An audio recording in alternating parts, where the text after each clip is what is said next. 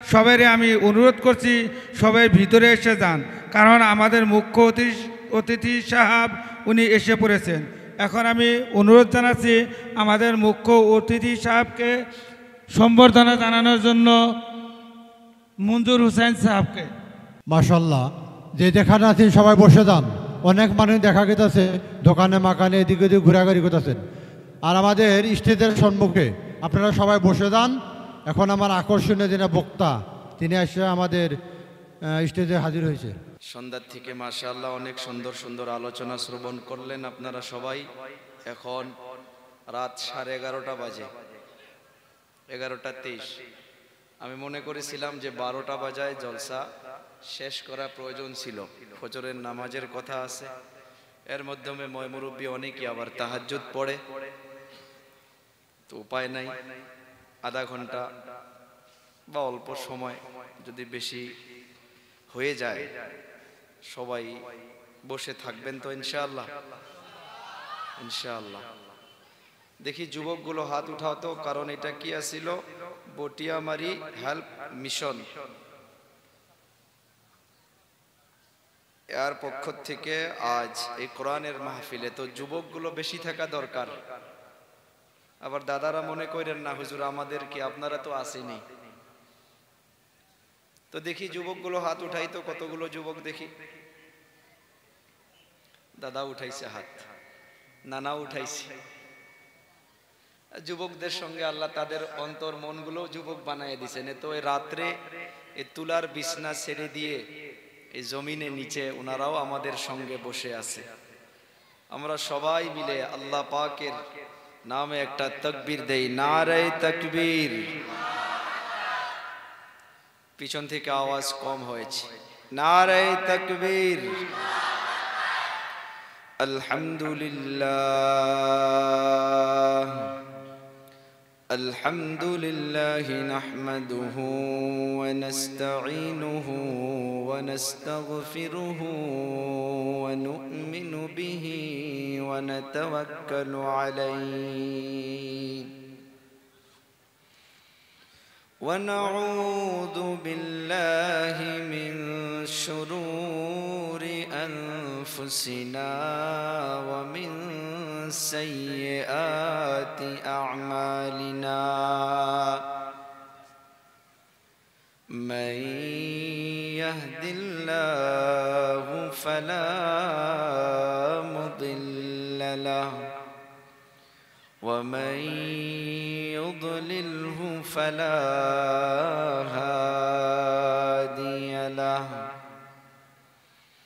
ونشهد أن لا إله إلا الله وحده لا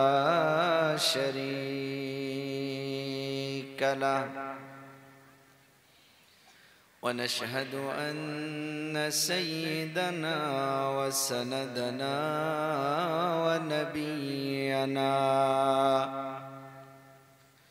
ونبينا وحبيبنا مولانا محمدا عبد الله ورسوله الذي أرسله الله بالحق بشيرا ونذيرا وداعيا إلى الله بإذنه وسراجا وقمرا منيرا صلى الله تعالى عليه وعلى آله وأصحابه وبارك وسلم تسليما كثيرا كثيرا অল্প মোটা করেন আওয়াজটা, এর থেকে তো আগেই ভালো আছিল। أما بعد فأعوذ بالله من الشيطان الرجيم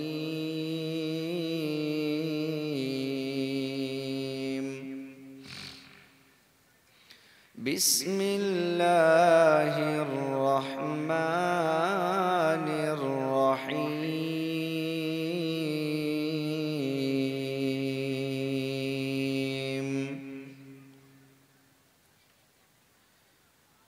وقلنا يا آدم اسكن أنت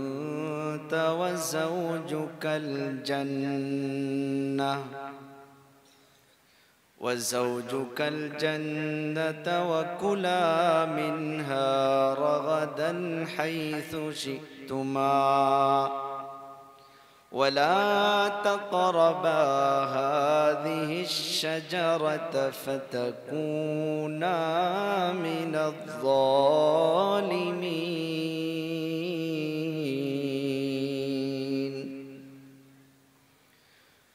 سبحانك لا علم لنا إلا ما علمتنا إنك أنت العليم الحكيم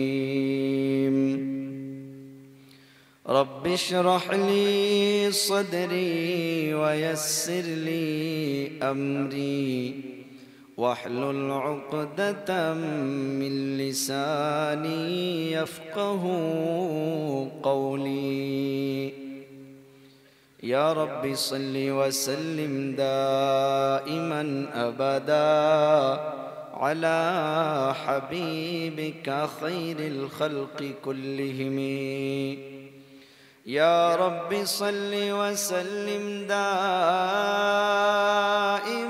أبدا على حبيبك خير الخلق كلهم يا رب صل وسلم دائما أبدا على حبيبك خير الخلق كلهم صدق الله مولانا العظيم وصدق رسوله النبي الكريم ونحن على ذلك لمن الشاهدين والشاكرين والذاكرين والحمد لله رب العالمين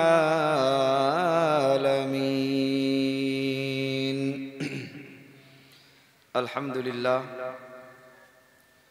আজ কোরআনের মাহফিলের স্বনামধন্য সম্মানীয় সভাপতি সাহাব এই মাহফিলের সমস্ত অতিথিবৃন্দ জাতির মাতার মুকুট ওয়ারাসাতুল আম্বিয়া মুআজ্জাজ মুকাররম হযরতে উলামায়ে কেরাম দূর দূরান্ত থেকে আগত আল্লাহ পাকের আশিকিন জাকিরিন শাকিরিন মুহিব্বিন মুরব্বিয়ান ইযম বিশেষ করে আমার সমবয়সী যুবক ভাই বন্ধুগণ অতি আদরের ও স্নেহের ছোট ভাই পর্দার আড়ালগত সম্মানিতা মা এবং ভগ্নীগণ সময় আমার আপনার জন্য অনেক একটা দামি নিয়ামত এই রাত্রবেলা আপনাদের কিমতি সময়কে কুরবান করে যে জান্নাতের বাগানে আল্লাহ বসার জন্য তৌফিক দিয়েছেন আমরা সবাই খুশি এর মাধ্যমে নাকি ইনশাআল্লাহ এটা আপনাদের চেহারা দেখে বোঝা যাচ্ছে যে আপনারা সবাই এই কোরআনের মাহফিল পাওয়ার জন্য খুশি কারণ চেহারায় সাক্ষী দেয় আমরা সবাই পড়ে নেই আলহামদুলিল্লাহ দয়ার নবীর প্রতি দরুদ পড়ে নেই সাল্লাল্লাহু আলাইহি ওয়াসাল্লাম আলোচনা আমি আয়াতে কারিমা তিলাওয়াত করেছি এই দুনিয়ার মাধ্যমে আমি আপনি এসেছি আমার আপনার আসল ঘর কোন জায়গায় জি কবর না আসল বাড়ি কোথায় ছিল বানি আদমের মাশাআল্লাহ আমার আপনার বাড়ি কোথায় বলি সবাই জান্নাতে কোথায় সবাই বলি কোথায় জান্নাতে আদম আলাইহিস সালাতু ওয়াস সালাম এবং আম্মা জান হাওয়া আলাইহিস সালামকে জান্নাতে রেখেছিলেন আজ এখানে আসার পর একটা আমি কাগজ দেখলাম স্বামী স্ত্রী আলোচনা অনেক দিকে হয় নামাজের হয় মা বাবার হয় সময় অনেক হয়ে গিয়েছে, তথাপিও আমি নওজওয়ানদের প্রোগ্রাম সেদিকে কিছু টাচ করব আমি ইনশাআল্লাহ। আমি আয়াত পড়েছি, আল্লাহ তাআলা আদম আলাইহিস সালাতু ওয়াস সালামকে বলেছিল যে জান্নাতের মাধ্যমে খাও পিও সুখ শান্তি করে সেখানে থাকো। আদম আর হাওয়া পৃথিবীর সর্বপ্রথম স্বামী, ওনার নাম কি ছিল? আদম। বলি কি নাম? এই যে সম্মুখী যিনারা আছেন আপনাদেরকে ওয়াজ করতে হবে আমার সাথে। প্রথম স্বামীকে আদম। পৃথিবীর সর্বপ্রথম বাবার নাম, সবাই বলি বাবার নাম আদম। পৃথিবীর সর্বপ্রথম স্ত্রী হাওয়া, হাওয়া নয়, কি নাম? হাওয়া আলাইহিস সালাম। পৃথিবীর সর্বপ্রথম মা হাওয়া আলাইহিস সালাম। আল্লাহ তাআলা এই স্বামী স্ত্রীর সম্পর্কটা এটা জান্নাতি সম্পর্ক বলে আল্লাহ ঘোষণা করেছে। সুবহানাল্লাহ বলা যাবে না? এটা অনেক বড় একটা সম্পর্ক। আজ সমাজে দেখা যায় এই সম্পর্কটাকে হাজব্যান্ড ওয়াইফের যেটা কর্তব্য এটা বোঝে না, ওয়াইফ হাজব্যান্ডের যেটা কর্তব্য এটা বোঝে না। কিন্তু এই বিষয়ে তো আলোচনাও হয় না। আল্লাহ তাআলা আদমকে ইরশাদ করেছিলেন, وَقُلْنَا يَا آدَمُ اسْكُنْ أَنْتَ وَزَوْجُكَ الْجَنَّةَ وَكُلَا مِنْهَا رَغَدًا حَيْثُ شِئْتُمَا وَلَا تَقْرَبَا هَذِهِ الشَّجَرَةَ فَتَكُونَا مِنَ الظَّالِمِينَ।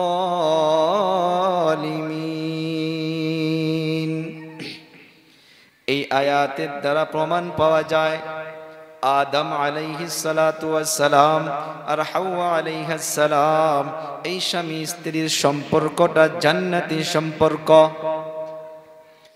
আল্লাহ তাআলা আদম আলাইহিস সালাতু ওয়াস সালামকে যখন সর্বপ্রথম বানাইলেন একা একা একা একা, এই যে পৃথিবী, আমি অনেকটা মাহফিলে বলি যে আল্লাহ তাআলা আদমকে বানাইলেন মাটির দ্বারা, আর ফারিস্তাকে বানাইলেন নূরের দ্বারা, আর জিন জাতিকে বানাইলেন আগুনের দ্বারা। আদম আলাইহিস সালাতু ওয়াস সালামকে আল্লাহ তাআলা যখন বানাইলেন জান্নাতের মাধ্যমে, আদম নবী একা একা একা একা বসে বসে টেনশনে বসে আছে, ভালো লাগে না, মাথা খুঁজায় একলা। কোথায়? জান্নাতে। আমাকে আপনাকে দুনিয়ার মাধ্যমে যদি বড় একটা বিল্ডিং বানায়া দেওয়া হয়, সে বিল্ডিং এর মাধ্যমে অনেক সব ধরনের সুবিধা দিয়ে দেওয়া হয়, খানা খাদ্য সবকিছু দিয়ে দেওয়া হয়, ওই একজন ব্যক্তি ওই বিল্ডিং এ তানহা থাকবে না, তার ভালোই লাগবে না। আদম আলাইহিস সালাতু ওয়াস সালামকে আল্লাহ তাআলা জান্নাতে রাখলো। আদম নবী বসে বসে একা একা চিন্তা করে। আল্লাহ তাআলা তো জানিয়ে দিয়েছেন কোরআনে কারীমের মাধ্যমে, ইন্নাল্লাহা আলীমুম বিযাতিস সুদূর। আল্লাহ তাআলা সমস্ত মানুষের অন্তরের খবর জানেন, সমস্ত মানুষের দিলের খবরকে আল্লাহ তাআলা জানেন। আদম আলাইহিস সালাতু ওয়াস সালামের অন্তরের খবর আল্লাহ তাআলা জানলেন। আল্লাহ তাআলা আদমকে বলল, রে আদম দাঁড়া, আমি তোর মনের খবরকে বুঝতে পেরেছি, তুমি কিসের জন্য টেনশন করে আছো, একা একা বসে আছো রে আদম। আল্লাহ তাআলা আদম আলাইহিস সালাতু ওয়াস সালামের বাউ দিক দিয়ে একটা বেকা হাড়া থেকে আল্লাহ তাআলা আম্মা জান হাওয়া আলাইহিস সালামকে বানাইলেন। মনে রাখবেন কি দিয়ে বানাইছে? বেকা হাড়া, ডাইরেক্ট হারা বলা যাবে না, তেরা হারা বেকা হারা দিয়া হাওয়া আলাইহিস সালামকে বানাইলেন। নবী আমার বলে গিয়েছে আমার উম্মতের দল। মেয়েদেরকে আল্লাহ তাআলা আদমের বেকাহারার দ্বারা বানাইলেন। যতই তাদেরকে সুখ দাও, যতই তাদেরকে টাকা পয়সা দাও, ধন দৌলত দাও, মাদের একটা নাতে একটা চরিত্র তেরা থাকবেই। কথা কয় না, আছে না? কার কথা? কথাটা কার? আল্লাহর নবীর।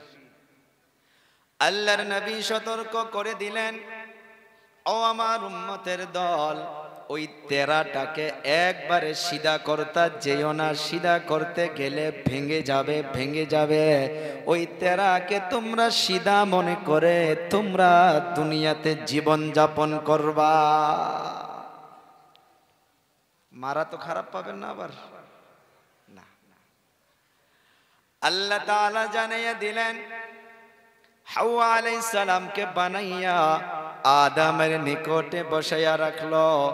আদম আলাইহিস সালাতু ওয়াস সালাম হাওয়ার দিকে হাত বাড়াইতে চাইলেন। এই যে ভেজাল শুরু হয়েছে ওখান থেকে, ভেজাল যুবক ওখান থেকে শুরু হয়েছে।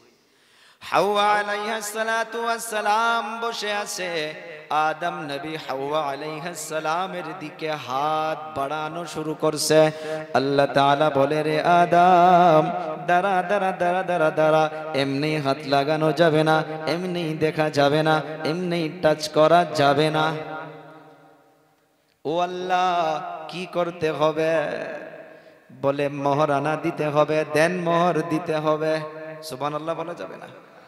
যুবকগুলো খেয়াল করবা, যারা বিবাহ করছো তারাও, যারা বিবাহ করো নাই তারাও। আল্লাহ তাআলা বলল, দেন মোহর দাও, মোহরানা লাগবে। আল্লাহ, আমার কাছে কোনো কিছুই নাই, কি দিয়ে দেন মোহর দিব? টাকা নাই, পয়সা নাই, ধন দৌলত নাই।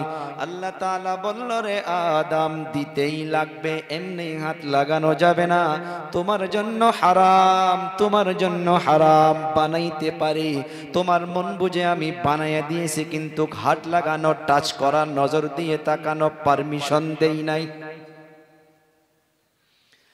আদম নবীকে আল্লাহ তাআলা জানিয়ে দিল, রে আদম, ভাই ভাই আওয়াজ তুললে চি করে ভাইজান, দয়া করে আর ঠিক করে দেখেন, আওয়াজ তুললে ফেটে যায়।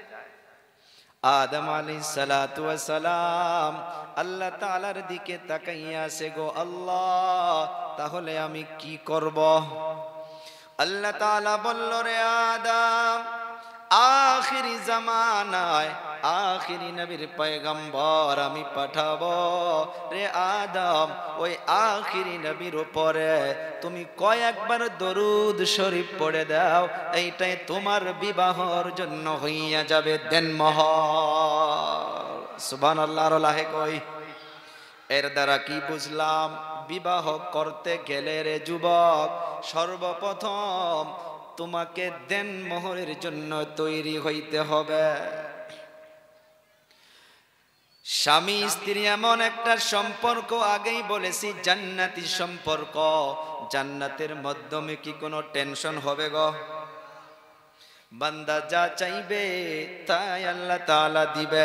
স্বামী স্ত্রী যদি জান্নাতি সম্পর্ক হয়, দুনিয়ার মাধ্যমে কেন জাহান্নামের টুকরা হইয়া থাকে ঘরখানা? এর কারণ কি? কারণ কি? কারণ কি? কুয়ার মাধ্যমে পানি গন্ধ করে, বালতি দিয়া পানি উঠায়, পানি ফেলায়, পানি ফেলায়, তথাপি তো গন্ধ শেষ হয় না। কুয়ার মাধ্যমে যে বড় একটা ব্যাঙ মরে আছে, সে ব্যাঙটা তুলে ফালাইয়া দেয় না। বলুন, 1000 বালতি যদি পানিও ফালাইয়া দেওয়া হয়, ওই কুয়ার পানির থেকে গন্ধ কি শেষ হবে? আকালমন্দের জন্য ইশারা কাফি।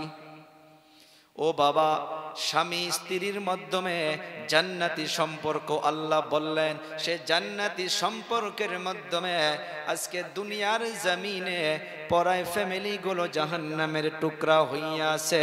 কোন জায়গা থেকে রে বাবা?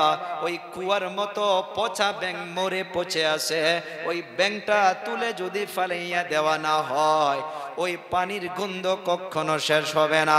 দুনিয়ার মাধ্যমে রে বাবা ফ্যামিলির মাধ্যমে সুখ আসবে, শান্তি আসবে। কোথায় থেকে আসবে? কয়েকটা কথা আমি বললে আপনারা বুঝতে পারবেন। সে কথাগুলো যদি বাদ দেওয়া না হয়, সে কর্মগুলো যদি বাদ দেওয়া না হয়, আর কিছু কর্ম যদি এন্ট্রি করে নেওয়া না হয়, ওই ফ্যামিলিটা জান্নাতের টুকরা হইতে পারে না। দুনিয়ার মাধ্যমে ফ্যামিলিটা জাহান্নামের টুকরা হইয়া থাকবে। আল্লাহ তাআলা বলল, রে আদম দেন মোহর দাও। কে বলেছে? আল্লাহ তাআলা বলল দেন মোহর দাও। আদম নবী আখিরি পয়গম্বরের উপরে দরুদ শরীফ পড়ে দিল, দেন মোহর হইয়া গেল। ও আমার বাবারা, বন্ধুরা, আমি আপনিও আজকে বিবাহতে করতে যাই, ভালো করে খেয়াল করো, একটা সুখময় ফ্যামিলির জন্য নবী আমার বলে গিয়েছে, রে আমার উম্মতের দল, বিশেষ করে আমার নওজওয়ান তাবকাদেরকে বলি, আমার কলিজা টুকরা যুবকদেরকে বলি, যারা বিবাহ করেছ, যারা করেন নাই, শোনো শোনো শোনো। নবী আমার বলে গিয়েছে, মানুষ চারটা জিনিস দেখে বিবাহ করে। কয়টা জিনিস? বলি সবাই কয়টা? চারটা জিনিস দেখে বিবাহ করে। নাম্বার 1 হইতেছে মেয়েটা কত বড় সৌন্দর্য, কত ভালো দেখা যায়। 2 নাম্বার মেয়েটা কত মালদার ঘরের মেয়ে। 3 নাম্বার মেয়েটার খানদান কেমন। 4 নাম্বার মেয়েটার ভিতরে কত দিনদারি পাওয়া যায়। আল্লাহর নবী বলে গেল, ফাসফার বিদাতিদ্দিন। আল্লাহর নবী বলে গেল, 3টা জিনিস যদি কম থাকে চলে যাবে, চলে যাবে। যে মেয়ের ভিতরে দিনদারি পাওয়া যাবে, আমি নবী হইয়া বলে গেলাম, ও দিনদারিকে প্রাধান্য দিয়া রে যুবক, তোমরা ও মেয়েকে তোমরা বিবাহ করে আনো। কথাটা কার? ও বাবারা, বন্ধুরা, সমাজে তাকাইয়া দেখেন, যে মেয়ে বেশি দিনদারি মেনে চলে, বোরকা পরিধান করে চলে, মাথার মধ্যে স্কার্ফ করে করে চলে, ওই মেয়ের বিবাহ সমাজে সব থেকে দেরি করে হয়। কথা কয় না। যে মেয়ে টপ পরিধান করে, টাইট জিন্সের প্যান্ট পরিধান করে, দেখবেন রাস্তা দিয়া গেলে যুবকদের কাশ বাহির হয় না, এমনি কয় এহে এহে, তার মানে মেয়েটা ঘুরে দেখুক। কথা কয় না। শুধু যুবকদের দোষ নয়, আমাদের বোনদেরকেও ঠিক করা দরকার, আমাদের ভাগ্নিদেরকেও ঠিক করা দরকার। সমাজ কোন দিকে চলে যাইতেছে রে বাবা।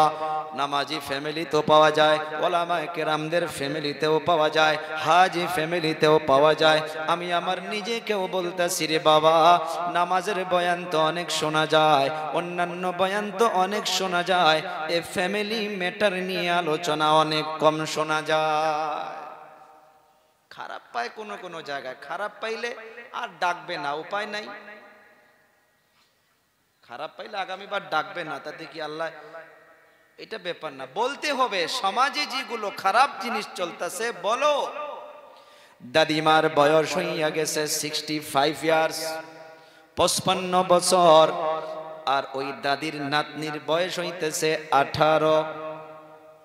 রাস্তা দিয়া চলে যাবে, ঘুরতে যাবে, দাদি আম্মা জান বোরকা পরিধান করে, হাতের মাধ্যমে মোজা পরিধান করে, আর ওই যুবতী নাতনিকে দেখবেন একটা পাতলা উড়না গলায় দিয়া দেয়, আর না জানি কি পরিধান করে রাস্তা দিয়ে নিয়ে যায়।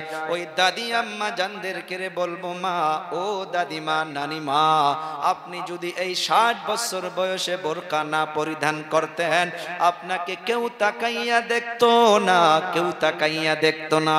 দরকার ছিল আপনার যুবতী নাতনিকে বোরকা পরিধান করে দেওয়া। বোরকা দিতে পারেন নাই, আপনি কমসে কম মাথার মাধ্যমে স্কার্ফটা পরিধান করে দেওয়া লাগছিল, বুকের মাধ্যমে একটা মোটা কাপড় দিয়ে দেওয়া লাগছিল।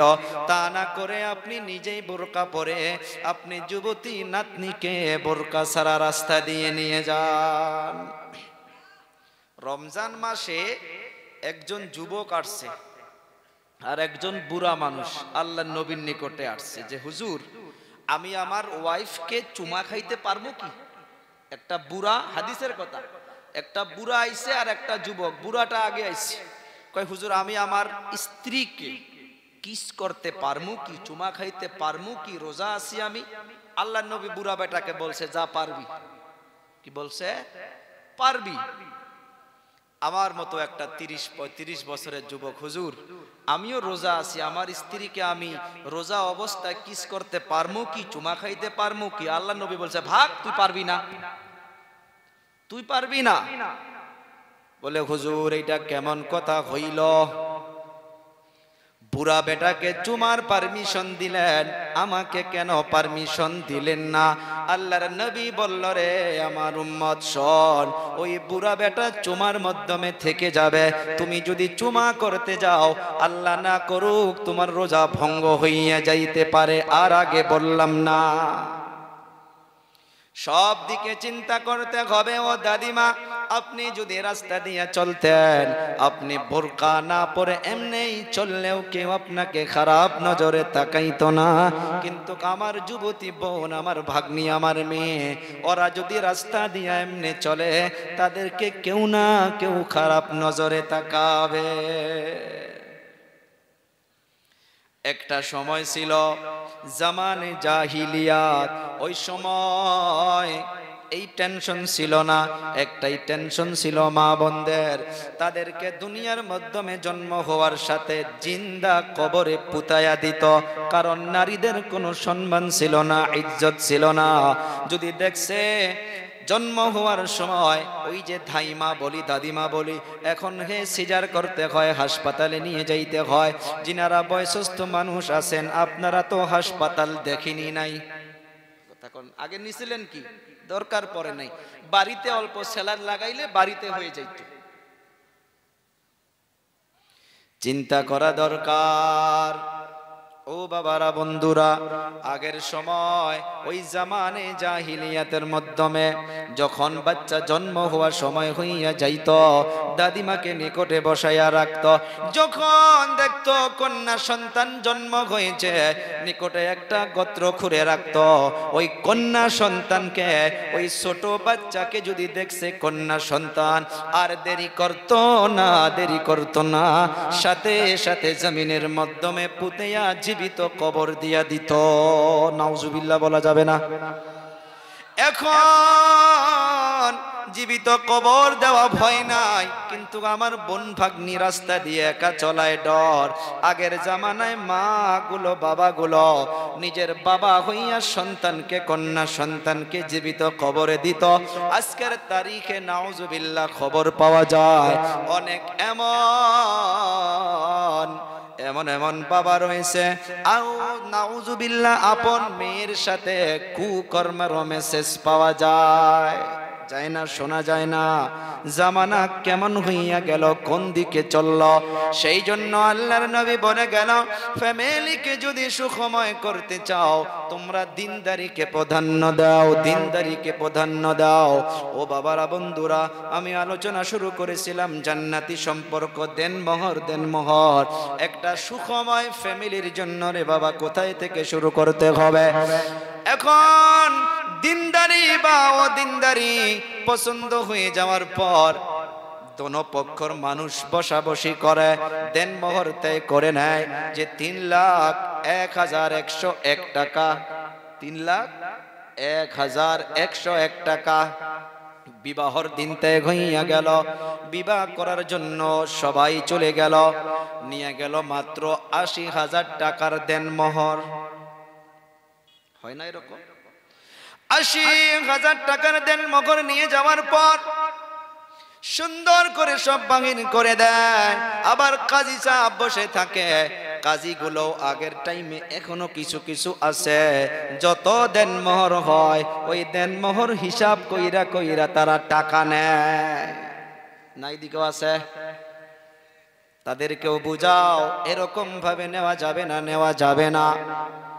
দেনমোহর ত্যাগ হইয়া গেল 3,01,101 টাকা। আর বিবাহর দিন নিয়ে গেল মাত্র 80,000 টাকা। উকিল দাঁড়াইয়া গেল, সাক্ষী 2 জন দাঁড়াইয়া গেল, বলে পারমিশন দাও, আমরা যাব এখন মেয়েটার নিকটে। বলে যাও, পারমিশন দিলাম। কাগজ নিয়ে গেল, যাওয়ার পর মেয়ের নিকটে বসে গেল। যাওয়ার পর বলতেছে, অমুক গ্রামের অমুক মিয়ার ছেলে অমুক 3,01,100 টাকা দেন মোহর ধার্য করিয়া 80,000 টাকা আদায় দিয়া ও মা তোমাকে শাদী করতে আসিয়াছে, তুমি রাজি আছো কিনা? বলুন, সেদিন কি ও না বলবে? এই কথা কয় না? ওই বোন ভাগ্নি কি না বলবে? 80,000 টাকা দেন মোহর দিল, সুন্দর করে প্রশ্ন করে তুমি রাজি আছো কিনা। সে যদি বলার জন্য দেরি করে, নিকটে চাচিগুলো দাদিগুলো বসে থাকলে তারা একটা কুনি দিয়ে একটা কুচা মেরে বলে যে ক জলদি আলহামদুলিল্লাহ। কয় দেরি কইলে অন্য কিছু ভাববো। কথা কয় না? দেরি কইলে আলোচনা করব যে ও তো দেখছো অমুকের স্ত্রী যে বিয়া করে আনলো না, কইতেই চায় নাই, বোধ হয় ওই দিনকে বোধ হয় আগের বয়ফ্রেন্ড মেসেজ টেসেজ করছে নাকি। সেই জন্য ওই মেয়েটা দেরি করে না, সুন্দর করে বলে আলহামদুলিল্লাহ। বলে কে শুনছেন? সাক্ষী সাহেব বলে হা। ও উকিল আপনি শুনছেন? বলে হা। বলে আবার জিজ্ঞাসা করি কলে করেন। আবার কয়, ওই মেয়ে বলে আলহামদুলিল্লাহ। বলে চলো, হইয়া গেছে। চলে গেল। চলে যাওয়ার পর বলে অমুকের মেয়েকে অমুক ভাবে জিজ্ঞাসা করলাম, উনি বলল আলহামদুলিল্লাহ। বলে আপনার কেউ সাক্ষী আছে? বলে হ্যাঁ, 2 জন আছে। শেষ, বিবাহ হইয়া গেল। ও যুবক, মাসআলায় কি বলে অল্প চিন্তা করুন, নো ডাউট বিয়া হয়ে যাবে, বিয়ার মাধ্যমে বাধা হবে না। কিন্তু একটা জিনিস মনে রাখো, আপনি যে 2,01,100 টাকা বাকি রাখলেন, এর মাসলা কি? আগেই বলেছি কুয়ার পানি গন্ধ করে, এমনি পানি উঠালে গন্ধ শেষ হবে না। ওই কুয়ার থেকে ব্যাংটা ফালাইয়া দিতে হবে। ফ্যামিলির থেকে টেনশন দূর হয় না, ঝগড়া শেষ হয় না।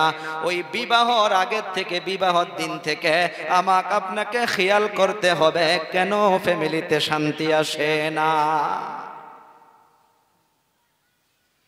সুন্দর করে খেয়াল করুন। 2,01,101 টাকা যে বাকি রাখলেন, শরীয়ত বলতেছে রে বাবা শোনো, এমন অবস্থায় কোন স্বামীর যদি ইন্তেকাল হইয়া যায়, ওলামায়ে কেরাম মুহাদ্দিসিনে কেরাম লিখতেছে। আবার বলি, প্রশ্ন করবেন হুজুর বিয়াটা হইছে কিনা? বিয়াটা হইছে, হইছে, হইছে। দেন মোহরের ব্যাপারে কি বলে? বলা হইতেছে রে বাবা, 2,01,101 টাকা যে বাকি থাকলো, ওই অবস্থায় যদি স্বামীর ইন্তেকাল হয়ে যায়, কিতাবের মাধ্যমে পাওয়া যাচ্ছে ওই স্বামীকে জানাজা করার পর কবরে রাখার আগে, কবরে থুয়ার আগে এমন অবস্থায় অর্ডার করা হচ্ছে যে ওই স্বামীর মাল থেকে, গাড়ির থেকে, বাড়ির থেকে আপনি তার ধন দৌলতকে বিক্রি করে ওই স্বামীর দেন, স্ত্রীর দেন মোহরকে আগে আদায় করে দাও। চিন্তা করুন, বিবাহর দিন থেকে আপনি আপনার মেয়েকে, আপনার ছেলেকে বেঁধে রাখছেন কিনা? এমন ভাবে রাখা যাবে না। আলোচনাকে সহজ করে নিয়ে আসেন যে যেটা দেন মোহর আদায় হবে সেটাই। কেন মেয়ের মাগুলো, মেয়ের বাবাগুলো এইটা টেনশন করে যে আমার মেয়েকে যদি ছেড়ে দেয়, নাউজুবিল্লাহ, মুরব্বি হইয়া কেন এ খেয়ালটা অন্তরে আসবে?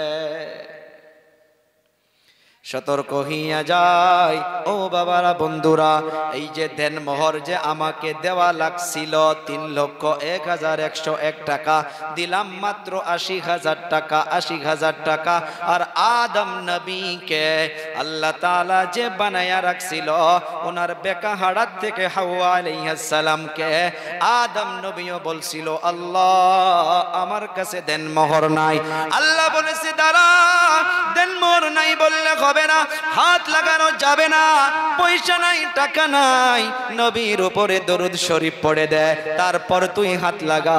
ও বাবারা, বন্ধুরা, আজকে সমাজের মাধ্যমে দেখা যায় ৮০,০০০ টাকা যে আপনি দেন, মোহর দিলেন, তারপর চিন্তা করেন আপনি ওই কন্যার বাড়ির থেকে ৪০,০০০ টাকা দামি একটা বক্স পালেং নিতেছেন, আবার ৪০,০০০ টাকা দামি ডাউনলোড সেট নিতেছেন, আবার আপনি ল্যাপটপ নিতেছেন, আবার অনেকগুলো নাউজুবিল্লাহ বদবুদার চিজ খানেওয়ালা মানুষও এমন আছে যারা ডিমান্ড করে ওই মেয়ের বাড়ি থেকে বাইক পর্যন্ত নেয়। কথা কয় না, আছে না নাই? শরীয়ত বলল তুমি কন্যাকে দিয়া নিয়ে আসো, তুমি পয়সা দাও, দেন মোহর দাও। উল্টা হইয়া গেছে, দেন মোহর না দিয়া উল্টা মেয়ের বাড়ির থেকে নিয়ে আসতেছে। বিবাহর দিন থেকে মুসিবত, বিবাহর দিন থেকে হলুদ খেলা সমাজে আছে না নাই? এমন ভাবে হলুদ খেলা শুরু হইয়া যায়, ভাবিও হলুদ লাগাইয়া দিতেছে, মামার বেটিও হলুদ লাগাইয়া দিতেছে, খালার বেটিও হলুদ লাগাইয়া দিতেছে। হালদি বুঝেন না, করে না নাই? কে কার গালে টাচ করে কোনো ঠিকানা নাই, আছে না নাই? কথা কোন? এ বাবা, বিবাহর দিন থেকে যদি আপনার উপরে এমন ভাবে স্টেপ শুরু হইয়া যায়, আবার একদিকে ডিজে গান, বিবাহটা আল্লাহর নবী বলে গেইতেছে, শোনো, আন্নিকাহু মিন সুন্নতি। আল্লাহু আকবার বলা যাবে না? এ বাবা, নামাজ যেমন ইবাদত, যাকাত যেমন ইবাদত, রমজানুল মুবারকের রোজা যেমন ইবাদত, আল্লাহর নবী বলে গেল আন্নিকাহু মিন সুন্নতি, বিবাহটাও আমার একটা সুন্নত। আল্লাহর নবীর সুন্নত একটা অনেক দামি ইবাদত। সুবহানাল্লাহ বলা যাবে না? এ বাবা, নামাজের মাধ্যমে কেউ ডিজে বাজায় গো, কথা কয় না, কথা কইতে হবে। একদিকে ইমাম সাহেব কেরাত করবে আলহামদুলিল্লাহি রাব্বিল আলামিন, মসজিদের আরেক কোনায় কি ডিজে বাজায়। কিন্তু বিবাহর দিন ইমাম সাহেব ওই যে খুতবা পড়তেছে, ইয়া আইয়ুহান নাসুত্তাকু রাব্বাকুমুল্লাযী খালাকাকুম মিন নাফসিন ওয়াহিদা ওয়া খালাকা মিনহা যাওজাহা ওয়া বাথা মিনহুমা রিজালান কাসীরান ওয়া নিসাআ ওয়াত্তাকুল্লাহাল্লাযী তাসাআলুনা বিহি ওয়াল আরহাম ইন্নাল্লাহা কানা আলাইকুম রাকিবা। ওদিকে গানের আওয়াজ ইমাম সাহেবের কানের মাধ্যমে আসে না নাই? এ বাবা, সমাজের মাধ্যমে ইমাম সাহেব মজবুত হন, ইমামকে সমাজের নেতাগুলো ক্ষমতা দেন, পাওয়ার দেন, যে সমাজের মাধ্যমে যার বিবাহতে ডিজে বাজবে ওই বাড়ির মাধ্যমে ইমাম সাহেব যাবে না, ওই বাড়ির মাধ্যমে দোয়া করতে যাবে না, ওই বাড়ির মাধ্যমে জানাজা পড়াইতে যাবে না। সমাজের মাধ্যমে এই নিয়মটা মজবুত করেন, আল্লাহর কসমকে বলতে পারি, দেখবেন বিবাহটা সুন্নত ভাবে হইয়া যাবে। এ বাবা, সমাজকে বদলাইতে হবে, এমনি আল্লাহ বদলাইয়া দিবে না। কোরআনের দলিল শুনেন রে বাবা, আল্লাহ তাআলা বলছে, ইন্নাল্লাহা লা ইউগাইয়িরু মা বিকাউমিন হাত্তা ইউগাইয়িরু মা বিআনফুসিহিম। ওলামায়ে কেরাম জানেন, ইন্না শব্দর মানা নিশ্চয়, অবশ্যই, ইয়াকিনান, 100-এর ভিতরে 100%। আল্লাহ তাআলা বলে, নিশ্চয় আমি আল্লাহ ওই সময় পর্যন্ত কোন এলাকাবাসীকে বদলাইয়া দেই না। কার কথা সবাই বলি? পিছনের ভাইরাও বলতে হবে, কার কথা রে যুবক? আল্লাহ বলতেছে, আমি কোন গ্রামবাসীকে এমনি বদলাইয়া দেই না, কোন জুয়া খেলনেওয়ালা ব্যক্তিকে এমনি জুয়া ছাড়াইয়া দেই না, কোন মা বাবার না ফরমানি করনেওয়ালা ব্যক্তিকে আমি ফরমা বরদার বানাইয়া দেই না। আয়াতের দিকে লক্ষ্য করে দেখুন, দয়াবান আল্লাহ তাআলা বলেন, হাত্তা ইউগাইয়িরু মা বিআনফুসিহিম। ওরে যুবক, পাগুলো আগাইয়া দিরে বাবা, আল্লাহর কসম খেয়ে বলি, কোন যুবক যদি বলো হুজুর আমার পা ধরেন, আমি আর ডিজে বাজাবো না, পা ধরেন ড্রাগস করব না, আমরা ওলামায়ে কেরাম তোমাদের পা ধরার জন্য রাজি আছি। কারণ আয়াতের দিকে লক্ষ্য করে দেখেন, আপনি যতক্ষণ পর্যন্ত নিজেকে বদলানোর জন্য চেষ্টা করবেন না, নিজেই নিজেকে যতক্ষণ পর্যন্ত আপডেট দেওয়া কোশিশ করবেন না, আল্লাহ তাআলা তার একটা সেকেন্ড আগে কাউকে বদলাইয়া দেয় না। সমাজকে বদলাইতে হলে সমাজের মাধ্যমে নিজেই আমরা চেষ্টা করতে হবে।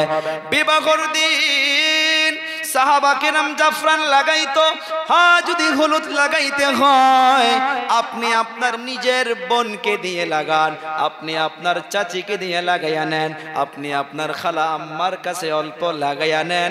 খবরদার খবরদার, খালার বেটিক দিয়ে লাগাবেন না, মামার বেটিক দিয়ে লাগাবেন না, আপনি আপনার চাচতো শালিক দিয়ে লাগাবেন না। অর্থাৎ যার যার কাছে আপনার বিবাহ চলবে তাদের হাত যেন আপনার গালে টাচ হয় না। কথা কয় না, আজকের তারিখে হয় না নাই? ভাবি একদিকে হলুদের প্লেট নিয়ে দৌড়ায়, আর একদিকে খালা আম্মার বেটিও হলুদের প্লেট নিয়ে দৌড়ায়। এই বিবাহটা সুন্নত সুন্নত সুন্নত। আল্লাহর নবী বলে গেল, আন-নিকাহু মিন সুন্নতি, বিবাহটা আমার একটা সুন্নত। আল্লাহর নবী অন্য জায়গায় বলেন, শুনলে অন্তরটা ভরে যাবে, খুশি হইয়া যাবে। নবী আমার বলেন, মান আহাব্বা সুন্নতি ফাকাদ আহাব্বানি। চিল্লাইয়া সবাই বলে সুবহানাল্লাহ, আর জোরে বলি সুবহানাল্লাহ। নবী আমার বলল, দুনিয়ার মাধ্যমে যে আমার সুন্নতকে মোহাব্বত করবে, যে আমার সুন্নতকে ভালোবাসবে, আমি নবী নিজেই বলে গেলাম, সে আমার সুন্নতকে শুধু ভালোবাসলো না, সে আমাকে নিজেইকে ভালোবাসলো। সুবহানাল্লাহ না? আগে শুনুন, আল্লাহর নবী বলল, ওয়ামান আহাব্বানি কানা মাই ফিল জান্নাহ। আল্লাহু আকবার বলি। এক নাম্বার বলল, যে আমার সুন্নতকে ভালোবাসবা সে আমাকে ভালোবাসা হবে। দুই নাম্বার বলে দিল, যে আমাকে ভালোবাসবে, ওয়ামান আহাব্বানি কানা মাই। মাই মাই শব্দের মানা হইতেছে আমার সাথে, আমার সাথে। মাই ফিল জান্নাহ, সে জান্নাতে তো যাবেই যাবেই, মাস্ট বি যাবেই, কিন্তু জান্নাতে আমার সঙ্গে যাবে। কলিজা টুকরা যুবক, চিন্তা করুন, বিবাহ যদি ইবাদত হয়, বিবাহ যদি সুন্নত হয় রে বাবা, আমাকে আপনাকে ওই বিবাহর দিন যেগুলো সমাজের মাধ্যমে গুনাহের কাজ হইতেছে সেগুলোকে আমাকে আপনাকে দূর করতে হবে। আর একটা মুসিবত, মুসিবত গেটের মাধ্যমে আলিম ওলামাও দেখে না। একটা বিবাহর দিন একজন হইলেও হাফিজ সঙ্গে আসে, একজন হইলেও আলিম আসে। ওই যে গেটের মাধ্যমে দোকান নিয়ে দাঁড়াইয়া থাকে, ওই দোকান নিয়ে যে দাঁড়ায়, একটা করে মেয়ে যত পার্লার লাগায়, যত পার্লার লাগায়, বোধহয় ওই গেটের মাধ্যমে দাঁড়ানোর জন্য আমার যুবতী বন ভাগ্নিগুলো ওদিন বোধহয় একটা করে টেমা পুরাটাই বোধহয় গালের মাধ্যমে লাগাইয়া ওই মিষ্টি দই নিয়া ওই বিবাহর দিন গেটের মাধ্যমে দাঁড়াইয়া থাকে। কথা কোন এ বাবারা, বন্ধুরা, এগুলোকে দূর করতে হবে, আমাকে আপনাকে সজাগ হইতে হবে। তো জলসা বন্ধ করেন, বয়ান বন্ধ করেন, কোনো লাভ নাই, কোনো লাভ নাই, কোনো লাভ নাই। বয়ান শুনে নাকে তেল দিয়া গিয়া ঘুমাইলে চলবে না, চলবে না। শক্ত করে দাঁড়াইতে হবে। হাগা মিষ্টি বন্ধ করা কথা বলি নাই, দই খিলানো বন্ধ করা কথা বলি নাই। দাঁড়ান, কয়েকজন যুবক দাঁড়াইয়া যান, মিষ্টি নিয়ে বসেন, দই নিয়ে বসেন। আপনি সুন্দর করে আপনার নতুন বরকে আপনি সুন্দরভাবে বিসমিল্লাহ করে মিষ্টি খেলাইয়া দেন, বাধা নাই। কে পারমিশন দিল বন্ধেরকে? মাথার মাধ্যমে কাপড় নাই, মাথার মাধ্যমে স্কার্ফ নাই। অনেক মান্যগণ্য ব্যক্তিগুলো এসে দাঁড়াইয়া যায়, ভিতরে যাওয়ার জন্য এন্ট্রি রাস্তা পাওয়া যায় না, কেউ না কেউ সাইড করে মানুষকে নিয়ে যাইতে হয়। আমরা অনেক বিবাহ তো গিয়েছি রে বাবা, ওই বিবাহর বাড়ির মাধ্যমে প্রবেশ করতে গেলে নাউজুবিল্লাহ, আল্লাহ মাফ করুক, আল্লাহ মাফ করুক, একজন হলেও মেয়ে মানুষের ধাক্কা শরীরে লাগে। এই গুনাহ হবে না নাই? পাপ হবে না নাই? তো ইবাদত করবার গিয়ে যদি পাপ কামানো লাগে, ওই পাপের আসরগুলো যার বিবাহ আপনার ফ্যামিলির মাধ্যমে সুখ হবে দূরের কথা। ওই যে আগেই বলছি, শুরুর দিন থেকে ব্যাংকে ফালাইয়া দেন, পচা জিনিসকে ফালাইয়া দেন, নিয়ে তো পানির গন্ধ শেষ হবে না। না খারাপ পাইলেন? পাইলে উপায় নাই, বলতেই হবে। আমরা না বললে কে বলবে রে বাবা? বলা আমাদের কাজ, চেষ্টা করা আপনাদের কাজ। আর হিদায়াত দেনেওয়ালা হইল একজন, চিল্লাইয়া বলি কে? আরো জোরে বলি কে? আরো একবার অন্তর থেকে বলি কে? আল্লাহ। এগুলো জিনিসকে চেষ্টা করতে হবে। বিবাহটা অনেক একটা দামি ইবাদত। আর স্বামী স্ত্রীর সম্পর্কটা হইতেছে জান্নাতি সম্পর্ক। সমাজের মাধ্যমে খেয়াল করে দেখো, এই যে গজবের জেহেজ, গজবের বস্তু যেগুলো আমরা মেয়ের বাড়ির থেকে নেই, অনেক গরিব বাবা মা গুলো আছে, অনেক যুবতী বোনগুলো বাড়ির মাধ্যমে পড়ে আছে, যাদের টাকা নাই, পয়সা নাই, ওই ধন দৌলত না থাকার জন্য বিবাহর বয়স পার হইয়া যাইতেছে, তাদের বিবাহ হয় না। আর যখন বিবাহ হয় না, শয়তান ওয়াসওয়াসা দিয়া তাদেরকে গুনার রাস্তায় তুলে দেওয়ার পর লাহে লাহে তারা এমনি অন্য জনার হাত ধরে বাড়ির থেকে চলে যায়।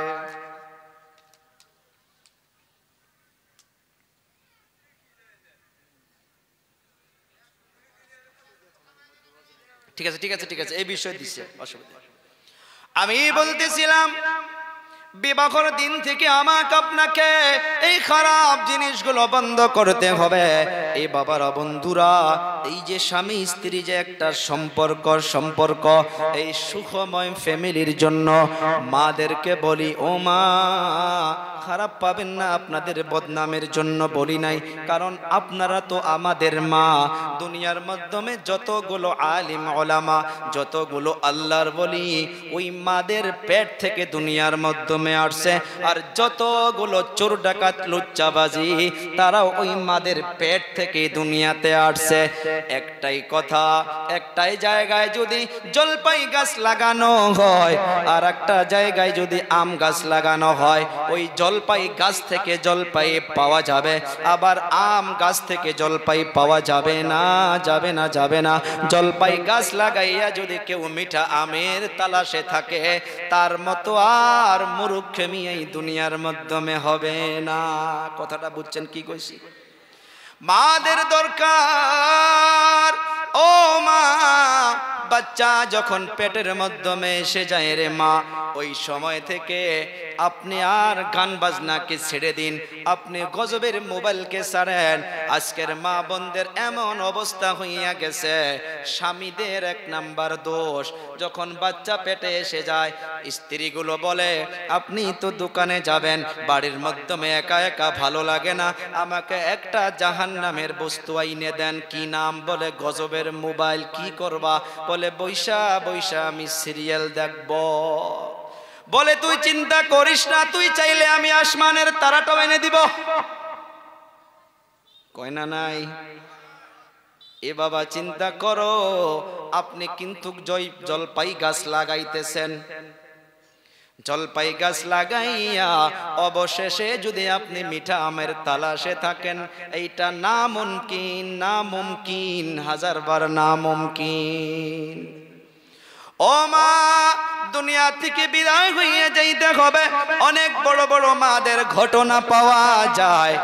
আমরা নাম শুনেছি ইমামে মালিক রহমাতুল্লাহ আলাই, ইমামে আবু হানিফা রহমাতুল্লাহ আলাই, ইমামে শাফিঈ রহমাতুল্লাহ আলাই, নাম শুনছি না? ইমামে মালিকের ঘটনা লিখেছেন, ওনার আব্বা জানের যখন বিবাহ হবে, ওনার দাদু জান মেয়ে যখন তালাশ করা শুরু করছে, অন্য একজন এসে বলছে যে অমুক জায়গায় একটা মেয়ে আছে, কিন্তু অনেক দিনদার, বলে চলো দেখতে নিয়ে যাও।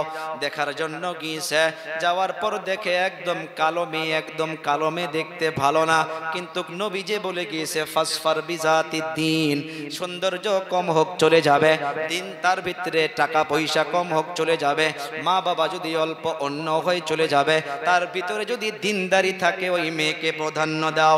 এইটা মনে করে ইমামে মালিক রহমাতুল্লাহ আলাইহির দাদা জান ওনার আম্মা জানকে পছন্দ করে নিয়ে আসলো। বিবাহ হইয়া গেল। বিবাহ হওয়ার পর যখন বাসর ঘর মানাইতে গেছে, চেহারাটা দেখে আরো মনটা নরম মলিন হইয়া গেল। টেনশন হারে কেমন স্ত্রী পাইলাম, কিন্তু অনেকগুলো কথা শোনার পর দেখে যে সে সুন্দর দিনের বিষয়ে কথা বলে, আখিরাতের কথা বলে। তারপর ইমামে মালিক রহমাতুল্লাহ আলাইহির আব্বা জান ওনার স্ত্রীর উপরে মাইল হইয়া গেল যে হ্যাঁ এর ভিতরে দিনদারি পাওয়া যায়। সুন্নাত অনুযায়ী স্বামী স্ত্রী সন্তানের জন্য যে প্রস্তুতি করতে হয় সেটা করলো। রাত্র পার হইয়া গেল, সকালবেলা আবার ওই আগের মতন ধ্যান এসে গেল, আগের মতো খেয়াল এসে গেল যে আমি এমন কেন স্ত্রীকে বিবাহ করলাম। তারপর সকালবেলা ইমামে মালিক রহমাতুল্লাহ আলাইহির আম্মা জানকে ওনার আব্বু জান ছেড়ে বাড়ির থেকে চলে গেল। কিতাবের পৃষ্ঠা সাক্ষী দিতেছে রে বাবা, এক রাহায় 19 বছর কি 18 বছর ইমামে মালিক রহমাতুল্লাহ আলাইহির আব্বা জান আর বাড়িতে ফিরে নাই, কারণ স্ত্রী অপছন্দ ছিল। কিন্তু ওই রাত্র অল্প দিলটা মাইল হইয়া স্বামী স্ত্রী মিলন হইয়া গেছে। আল্লাহ তাআলা কুদরতের দ্বারা ফয়সালা করিয়া ইমামে মালিক যেমন সন্তানের জন্য আল্লাহ তাআলা ফয়সালা করে রাখছে। এ বাবা ইমাম শুধু উনি ইমাম ছিলেন না, যিনারা আমরা উলামায়ে কেরাম হয়েছি আমরাও কিন্তু ওনার কিতাব পড়ি মুয়াত্তা মালিক। ও বাবা শুনুন, 19 বছর পর এলাকার মাধ্যমে প্রবেশ করলো। 19 বছর মামুলি নয়। উনি চলে যাওয়ার পর 9 মাস 10 মাস পর ইমামে মালিকের জন্ম হয়েছিল। এখন এই যুবক লাহে লাহে মায়ের তরবিয়াতে, মায়ের কুরবানিতে, মাদেরকে বলবো শুনুন, মায়ের তরবিয়াতে, মায়ের কুরবানিতে ইমামে মালিক পড়াশোনা শুরু করছে। লেখাপড়া করতে করতে বড় হইয়া আছে। 19 বছর পর ইমামে মালিক রহমাতুল্লাহ আলাইহির আব্বা জান ওই এলাকার মাধ্যমে প্রবেশ করছে। মসজিদের মধ্যে গিয়েছে, গিয়া দেখে আসমানের তারার মতো একটা যুবক ছেলে মেম্বারে বসিয়া সুন্দর করে মানুষকে বুঝাইতেছে। সুবহানাল্লাহ বলি। সুন্দর করে দর্শে হাদিস দিতেছে, সুন্দর করে কোরআনের তালিম দিতেছে। রে বাবারা বন্ধুরা, উনি একজন আর একজনকে প্রশ্ন করে, মানুষও তো জানে না যে এইটা ইমামে মালিকের আব্বা, কিন্তু প্রশ্ন করলো এটাকে, বলে এটা অমুকের ছেলে। কিন্তু ওনার আব্বু জান যে এমন মানুষ, এই ছোট্ট বাচ্চাকে ওনার মায়ের পেটের মাধ্যমে রেখে আজ 18-19 বছর হইয়া গেল বাড়ির থেকে ভেগে গিয়েছে। এ বাবা, ইমামে মালিক রহমাতুল্লাহি আলাইহির আব্বা জান বাড়ির মাধ্যমে চলে গেল। বাড়ির মাধ্যমে চলে যাওয়ার পর দরজার মাধ্যমে দস্তখত দিয়েছে। এই যে নূরের চেহারা নিয়া এই সন্তান ইমামে মালিক সালাম দিয়ে দরজা খুলে দিয়ে সালাম দিচ্ছে। দেখে ওই সন্তান মাকে গিয়া বলে, আম্মা জান ওনাকে ভিতরে আসতে দেওয়া যাবে না, উনি তো একটা ভিন পুরুষ। সন্তান তো চেনে না, নিজের আব্বুকে চেনে না, কারণ পেটের থাকার থেকে তো বাবা গায়েব হইয়াছিল। এ বাবা মাকে গিয়া বলে, ও মা আপনি অল্প তাহলে দূর থেকে দেখেন কে হইতে পারে। স্ত্রীর সন্দেহ, বোধহয় আমার স্বামী এসেছে। স্ত্রী আকবেরে এসে দেখে স্বামী 19 বছর পর এসে বাড়ির মাধ্যমে হাজির। এ বাবা আয় আয় আয়, এইটা তোমার বাবা। ও বাবারা, বন্ধুরা, এত বছর পর যে বাবা ওনার স্ত্রীকে অপছন্দ করে চলে গিয়েছিল, কিন্তু ওই স্ত্রী কালো হইতে পারে, ঠোঁট মোটা হইতে পারে, কান তেরা হইতে পারে, নাক তেরা হইতে পারে, তার ভিতরে দিনদারি ছিল, যার জন্য ওই পেটের মাধ্যমে আল্লাহ তাআলা ইমামে মালিকের মতো আল্লাহর বলিদান করে দিয়েছিল। মাদের অনেক অবদান। বায়েজিদ বুস্তামি রাহমাতুল্লাহি আলাইহির ঘটনা শুনুন। লম্বা ইতিহাস, সময় চলে যাবে রে বাবা। বায়েজিদ বুস্তামির আব্বাজান, ওনার অন্তর ভরা আশা ছিল যে আমার সন্তান হাফিজ হবে, আলিম হবে, আল্লাহর ওলি হবে, কিন্তু দুনিয়া থেকে বিদায় হইয়া গেছে। মা ওই সন্তানকে নিয়ে টেনশনে, আরে আমার সন্তান যদি এই এলাকার মাধ্যমে এমনি থাকে, আমার সন্তান নষ্ট হইয়া যাবে, ধ্বংস হইয়া যাবে। হাতের মাধ্যমে হাত ধরে সন্তানকে নিয়ে এলাকার মাধ্যম থেকে মাদ্রাসার তালাশে বাহির হইল। একটা কথা মনে রাখবেন, আজকের তারিখে যদি আমাদের এলাকার মতো মা গুলো হতো, ওই বাচ্চাকে দিনদারির দিকে নিয়ে কিন্তু আকবার তো না। মাদ্রাসার তালাশে বাকির হইছে। চলতে একটা মাদ্রাসা পেয়ে গিয়েছে। মাদ্রাসার মাধ্যমে প্রবেশ করেছে। মুহতামিম সাহেবকে সালাম দিল। সালাম দেওয়ার পর মুহতামিম সাহেবকে বলে, ও হুজুর, আমার এই সন্তানটা এতিম, যে সন্তানের বাবা নাই, আমি মা হইয়া টেনশন করতেছি, আমার সন্তানটা নষ্ট হইয়া যাবে, আমার সন্তানটা এমনি বিগড়ে যাবে, খারাপ হইয়া যাবে। ও হুজুর, আপনি যদি আমার সন্তানকে আপনার মাদ্রাসায় এডমিশন করাইয়া নিন, আমি মা হইয়া আপনার জন্য দোয়া করতাম। একটা কথা মনে রাখবেন, স্কুল কলেজ ইউনিভার্সিটি হোক, মাদ্রাসার হোক, শিক্ষা গুরুগুলো বাচ্চাদেরকে যদি মাথার থেকে পা পর্যন্ত এক নজর তাকাইয়া দেখে, ওস্তাদ গুলো এটা চিনতে পারে বাচ্চাটা আগে গিয়া কত বড় মানুষ হবে। কথা কয় না, আল্লাহ একটা আলাদা ক্ষমতা দেয়, পাওয়ার দেয়। মুহতামিম সাহেব বলল, ঠিক আছে, আপনার বাচ্চার এডমিশন করে আনিলাম, ফর্ম ফিল আপ হইয়া গেল, এখন মা চলে যাবে। মা কেমন মা, এইটা বলার জন্য ঘটনাটা তুলে ধরেছি রে বাবা। মা বলতেছে, ও হুজুর, আমার একটা শর্ত আছে। মুহতামিম সাহেব অবাক হইয়া গেল, মাদ্রাসা আমার, কানুন দিব আমি, আর মা উনি মা হইয়া কানুন দিবে, শর্ত দিবে। ও মা বলুন, কি শর্ত আপনার, কি কানুন আপনার? বলে মুখে দিয়া বললে চলবে না, কাগজ কলম বাহির করেন, আমি লিখে দিব, তারপর আমি চলে যাব। কাগজ কলম দেওয়া হলো। মা লিখতেছে, ও হুজুর, আমার বাচ্চা যতদিন পর্যন্ত, কথা মনে রাখবেন, মা বলতেছে, মায়েদের অবদান দেখেন, মাদের অবদান দেখেন।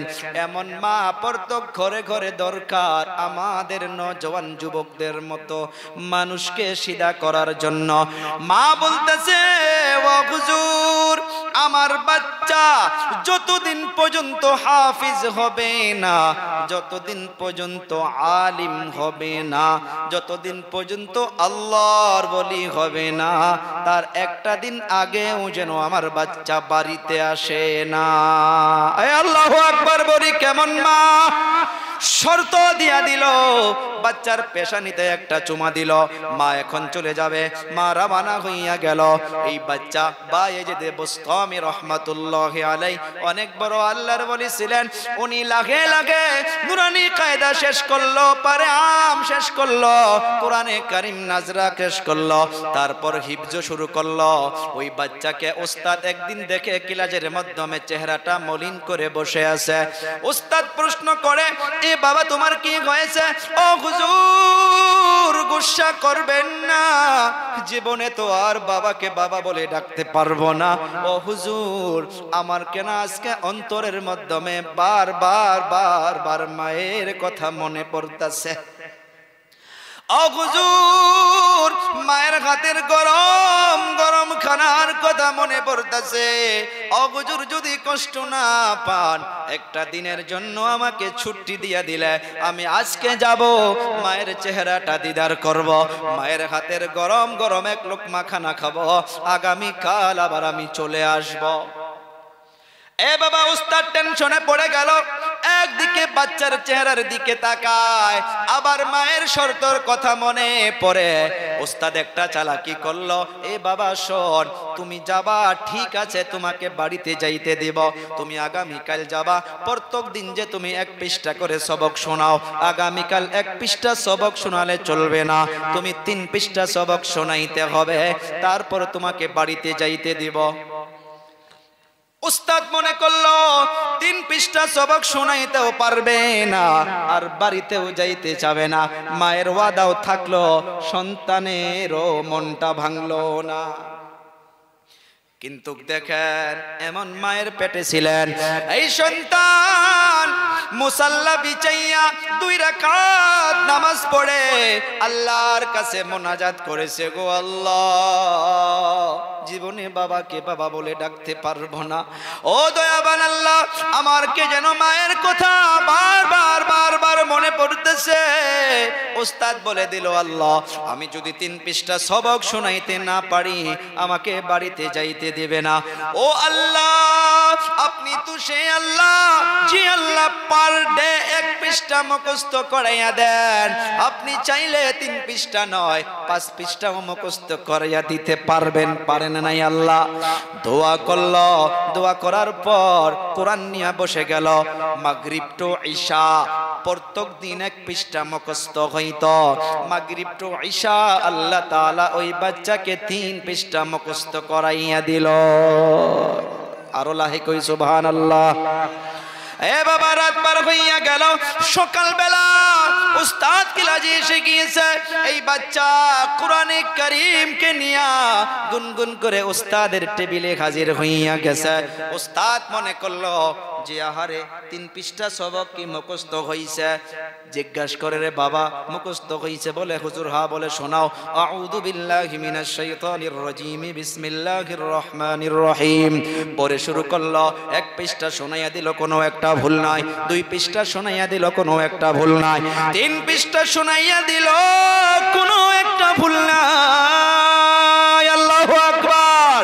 উস্তাদ তো ফেসে গেল, আহারে আমি ওয়াদা করেছি রে বাবা 3 পৃষ্ঠা সবক শোনাইয়া দেবা তো বাড়িতে যাইতে পারবা। এখন যদি বাচ্চাকে বাড়িতে যাইতে না দেই আগামীকাল সমালোচনা করবে যে মাদ্রাসার হুজুর গুলো ওয়াদা খিলাফ করে, বলবে না বাচ্চা? এই কথা মনে করিয়া মায়ের ওয়াদা থাকলো থাক, বাচ্চাকে বাড়িতে যাইতে দিল। মাদ্রাসা যিনারা পড়েছেন তারাই বুঝতে পারবেন, বাচ্চাকে যখন বাড়িতে যাইতে দেয় এর মতো আর আমি তো বলি বিবাহর দিনও এত খুশি হয় না। এ বাবা এত আনন্দ লাগে। একটা বছর পর আক্কাল কুয়াত থেকে বাড়িতে এসেছিলেন রে বাবা। আপন বোনের বিয়া হইছে, বাড়িতে আসি নাই। বড় ভাইয়ের বিয়া হয়েছে, বাড়িতে আসি নাই। কিন্তু যখন বাড়িতে আসার জন্য ছুটি পাই এত খুশি লাগে, এত খুশি লাগে। এইটা কিনতে মন যায়, এইটা কিনতে মন যায়। আবার খুশি মন নিয়ে বাড়িতে চলে আসি। এই বাচ্চা বাড়িতে যাবে, মায়ের সঙ্গে দিদার করবে। আগে শোনেন, এই বাচ্চা গুনগুন গুনগুন করে কোরআন পড়ে আর বাড়ির দিকে রওয়ানা। বাড়িতে চলে গেল।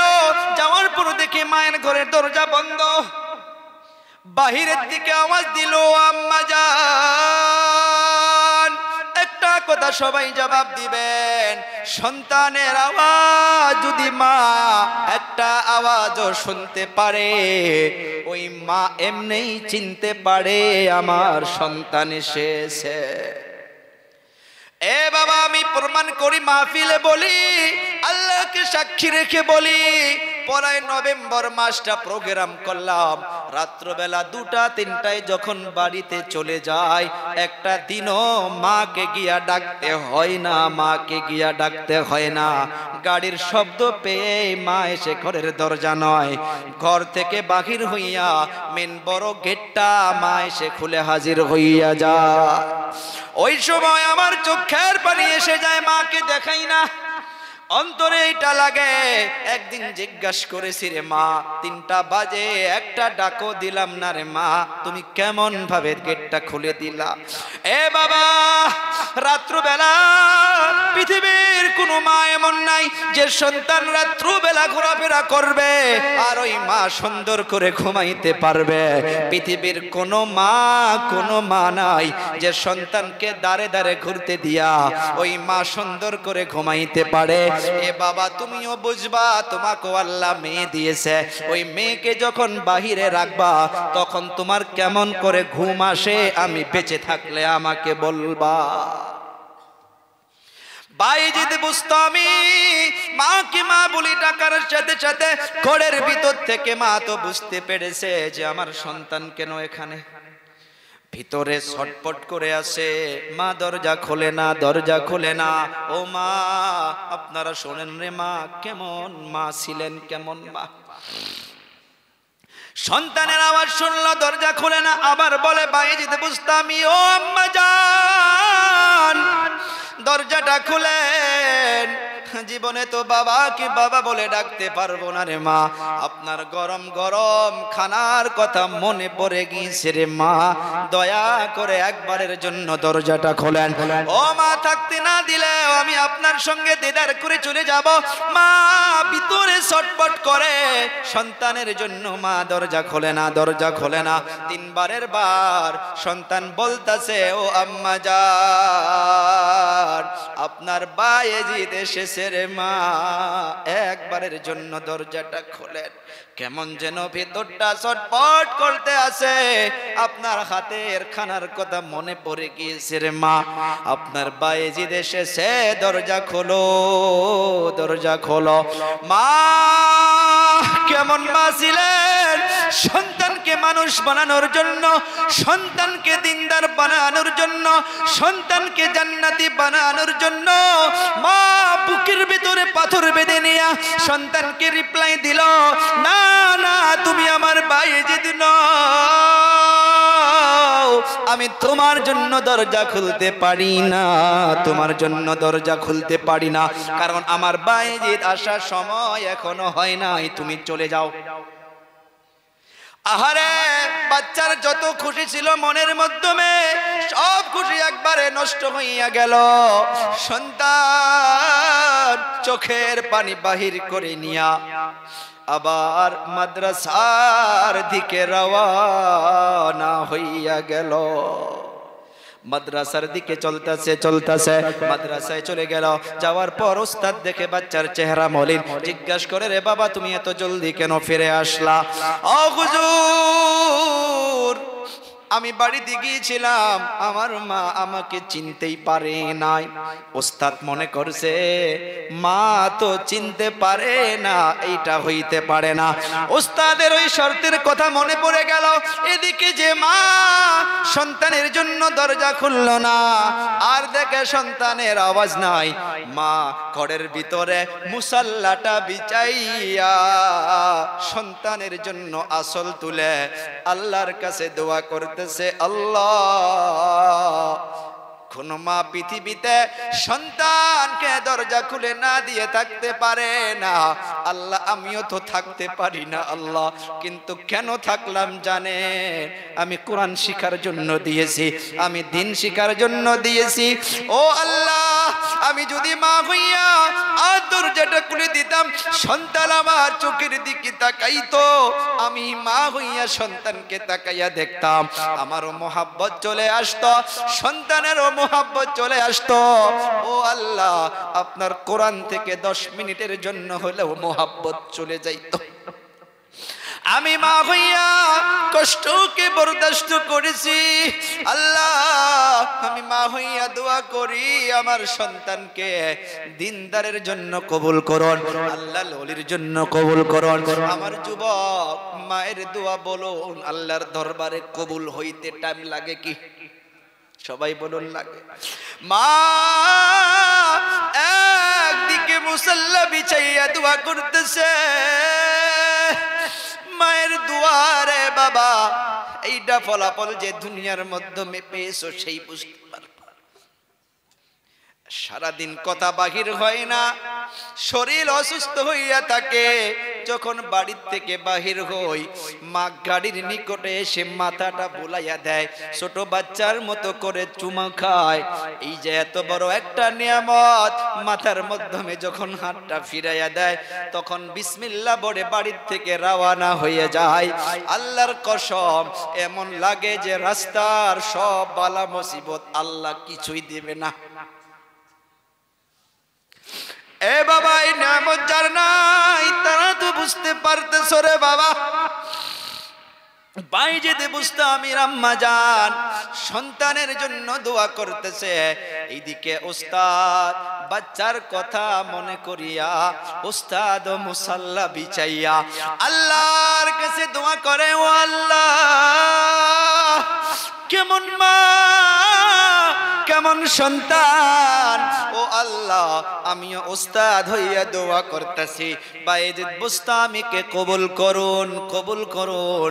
একদিকে মায়ের দোয়া, একদিকে রুহানি আব্বার দোয়া, দুই দোয়া একত্রিত হইয়া গিয়া আল্লাহর আরশ কাঁপাকাঁপি শুরু হইয়া গেছে। আল্লাহ তাআলা দোয়া কবুল করেছে। এক রাখায় 16 বছর বাইজিদ বুস্তামি বাড়িতে যায় নাই।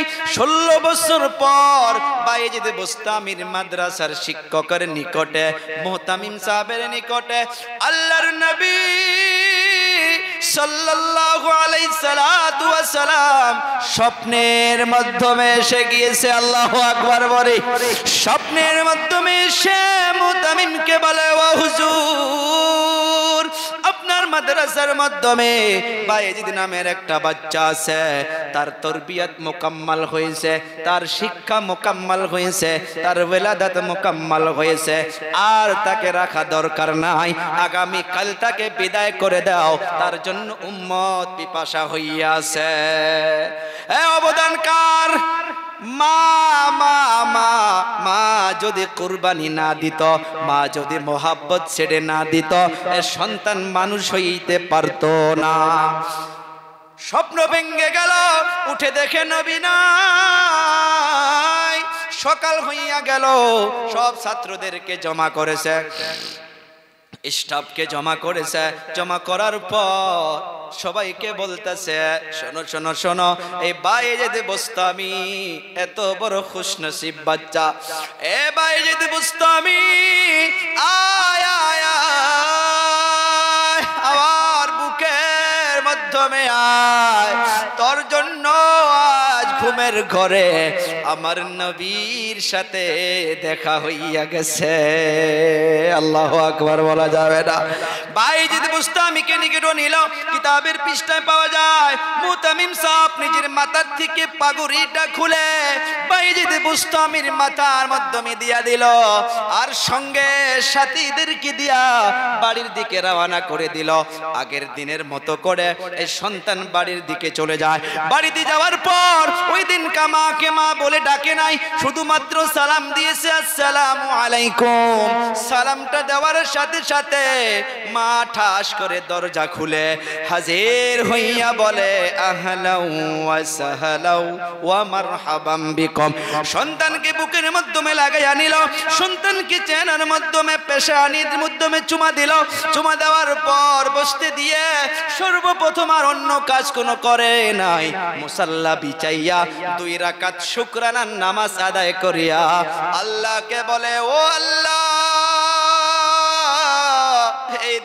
দিনের জন্য আমি অপেক্ষায় ছিলাম। আল্লাহ আমার সব আশা পূরণ হইয়া গেছে। আল্লাহ আপনি যদি চান এখনই আমাকে দুনিয়া থেকে বিদায় করে নিতে পারেন। মায়ের অবদান আছে না নাই? এ বাবা, সেই জন্য বলি মা, ও মা, আপনারা নিজেকে বদলানোর চেষ্টা করেন। দুনিয়ার মাধ্যমে, ফ্যামিলির মাধ্যমে সুখ শান্তির জন্য, সুখময়ের জন্য রে বাবা, ফ্যামিলির মাধ্যমে একটা জিনিস পাওয়া যায় না, যেটা হইতেছে স্যাক্রিফাইস। অনেক কমে গিয়েছে, অনেক কমে গিয়েছে। মা ফাতেমারও ঝগড়া হইতো আলীর সাথে, কিন্তু বাবাদেরকেও এমন হইতে হয়। আজকে শ্বশুর আব্বা গুলো, সম্বন্ধী ভাইগুলো ডাইরেক্ট থানায় চলে যায়, কেস করতে যায় না নাই? আল্লাহর নবীকে দেখুন, মা ফাতেমা আর আলীর সঙ্গে কিছু হইয়া গেছিল। আল্লাহর নবী আলীর বাড়ির মাধ্যমে চলে গেল। যাওয়ার পর আওয়াজ দিল, মা ফাতেমা তুজারা, দরজা খুলে দিল। মা ফাতেমার দেখে চেহারাটা মলিন হইয়া আছে। আবার আপনার নবী প্রশ্ন করে, ও ফাতেমা কলিজার টুকরা, কি হয়েছে রে মা, তোমার কেন চেহারাটা মলিন হইয়া আছে? মা ফাতেমা বলে, আলীর সাথে আমার অল্প নরানামা হইয়া গেছে। কার সাথে? স্বামীর সাথে নরানামা হইয়া গেছে। আল্লাহর নবী প্রশ্ন করে, আলী কোথায়? শ্বশুর আলী কোথায়? বলে, জানি না, এদিকে গিয়েছে। আমার আপনার নবী আলীর তালাশে বাহির হইল। সুবহানাল্লাহ বলা যাবে না? আলী রাদিয়াল্লাহু তাআলা আনহুর তালাশে বাহির হইয়া গেল। গিয়া দেখে একটা জায়গার মাধ্যমে, বালুর মাধ্যমে আলী গড়াগড়ি করতেছে। বালুর মাধ্যমে মনে মনে কয়, বেটি জ্বলাইলো, আবার আব্বাও আসলো। আলী রাদিয়াল্লাহু তাআলা আনহুকে আমার আপনার নবী গিয়া ডাক দিল, ইয়া আবা তুরাব। বালুর মাধ্যমে খেলাধুলা করার জন্য এই উপাধি দিয়া, লকাব দিয়া আল্লাহর নবী ডাকলো আলী রাদিয়াল্লাহু তাআলা আনহুকে ডাকার সাথে। কারণ সাহাবা কিরামদের টার্গেট ছিল জান্নাত, জান্নাত। আল্লাহর নবী যেটা ইশারা করেছে সাথে সাথে সেটাই মেনেছে। সুবহানাল্লাহ বলা যাবে না? আমার আপনার নবী আলীকে ডাকলো, রে আলী আয়। হাত ধরে নিয়ে গেল, মা ফাতেমার নিকটে নিয়ে গেল। নিয়ে যাওয়ার পর প্রথম কিছু বলে নাই। একটা বিছনার মাধ্যমে আলী রাদিয়াল্লাহু তাআলা আনহু বাম দিকে, আর আল্লাহর নবী মাঝখানে, মা ফাতেমা ডান দিকে। সুবহানাল্লাহ বলা যাবে না? ঘুমায়া পড়ছে। ঘুমায়া পড়ছে কে? শ্বশুর আব্বা। যারা বেটিকে বিবাহ দিয়েছেন, এখান থেকে মেসেজ নিবেন, ডাইরেক্ট কেস করতে যাবেন না, ডাইরেক্ট থানায় যাবেন না, মেয়েকে ডাইরেক্ট বাড়িতে নিয়ে আসবেন না। ঝগড়া হইতেই পারে, হইতেই পারে, স্যাক্রিফাইস করেন। আমার আপনার নবী আলী রাদিয়াল্লাহু তাআলা আনহুকে কিছু হাসির কথা বলে। সুবহানাল্লাহ। মা ফাতেমাকেও কিছু হাসির কথা বলে। শুরুতে বলে, আলীও হাসে না, ফাতেমাও হাসে না। আল্লাহর নবী আরো কথা বাড়াইয়া দিল। বলতে বলতে বলতে বলতে আলীও হেসে দিল, মা ফাতেমাও হেসে দিল। দুইজনের হাত ধরে আমার আপনার নবী একত্রিত করে দিল। রে আলী, ও আমার কলিজা টুকরা ফাতিমা, এমন ভাবে যদি ঝগড়া করে থাকো, যদি নারাজ হইয়া থাকো, তুমি আমার মেয়ে হইতে পারো। ইন্তেকালের পর যদি তোমার স্বামীকে নারাজ করে চলে যাও, কবরে যাওয়ার পর আমি নবী হইতে পারি, তোমাকে কিন্তু আল্লাহ পাক ছাড় দিবে না। এই কত বড় কথা বলছে, এটা দেখছেন নি? ওজন করা যাবে? এ ফাতিমা, তোমার স্বামী যদি তোমার উপরে নারাজ হইয়া থাকে, তুমি কবরে চলে যাওয়ার পর আমি নবী কোনো কিছু করতে পারবো না, আল্লাহ তোমাকে শাস্তি দিতে পারে। এ ফাতেমা শোন, দুনিয়ার মাধ্যমে যদি আমি, এ আমার উম্মত শোনো, দুনিয়ার মাধ্যমে যদি আমি মানুষ হইয়া মানুষকে সেজদা করা হুকুম দিতাম, সেজদা করা হুকুম দিতাম, আমি সমস্ত স্ত্রীদেরকে বলতাম যে তারা যেন নিজের স্বামীর পায়ের মাধ্যমে সেজদা দেয়। কিন্তু মানুষ হইয়া মানুষকে সেজদা জায়েজ করা হয় না। এর দ্বারা মুহাদ্দিসিনে কেরাম লিখেছে, সেজদা করা যাবে না, কিন্তু স্বামীর মর্যাদাটা বুঝাইয়া দিছে। সুবহানাল্লাহ বলা যাবে না? যখন হাসাহাসি শুরু হইয়া গেল, হাসাহাসি করে দেওয়ার পর, মিলে দেওয়ার পর আল্লাহর নবী চলে গেল। মা ফাতেমা দুনিয়া থেকে চলে যাওয়ার সময় এমন ওসিয়ত করে গিয়েছিল যে আমার ইন্তেকালের পর যেন কাউকে এলান করা না হয়, কাউকে যেন জানানো না হয়। কেন কেন কেন? কারণ দুনিয়ার মাধ্যমে আমাকে কেউ দেখে নাই, ইন্তেকালের সময়, আমার দাফন কাফনের সময়, জানাজার সময় যেন কেউ না দেখে। লম্বা ইতিহাস। কবরে রাখতে নিয়ে গেল, কবরে নিয়ে যাওয়ার পর কবরে রাখার সময় ওইজন সাহাবী বলে, রে কবর শোন, তোমার নিকটে কাকে রাখতাছি শোন। রে কবর, হাসান হুসেনের আম্মা জান, যার জন্য নবী বলে গিয়েছে জান্নাতের সমস্ত মহিলাদের সর্দারনি ফাতিমাতুজ জাহরা। রে কবর, ইনার সাথে যেন ভালো আচরণ করা হয়। কবর কোনো শব্দ দিল না, আওয়াজ দিল না। রে কবর, হাসান হোসেনের মাকে রাখা হলো, ভালো আচরণ জানি করা হয়। রে কবর, আলিয়া হায়দরের স্ত্রীকে রাখা হলো, ইনার সাথে যেন ভালো আচরণ করা হয়। কবর কোনো আওয়াজ দেয় না। রে কবর, বিশ্ব নবীর মেয়ে, কিয়ামতের ময়দানে আদম বলবে ইয়া রব্বি নাফসি, নূহ বলবে ইয়া রব্বি নাফসি, ইদ্রিস বলবে ইয়া রব্বি নাফসি। সমস্ত নবীগুলো বলবে আল্লাহ আমাকে বাঁচাও, আমার জান আমাকে বাঁচাও, আমাকে বাঁচাও।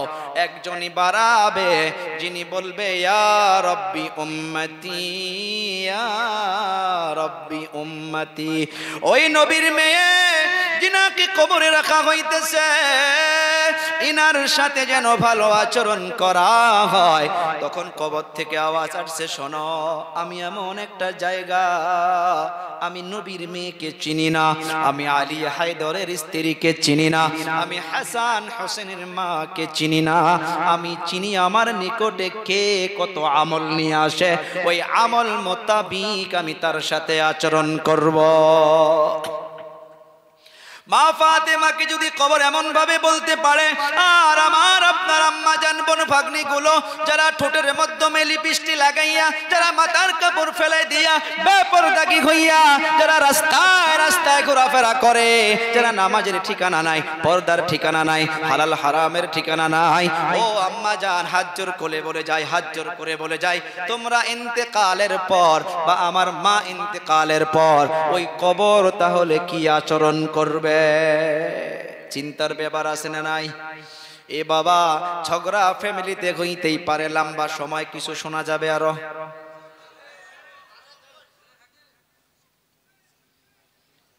জি জায়গা পিছনে কষ্ট হইতেছে, যদি অল্প 10-15 মিনিট কারা কারা শুনবো। আরো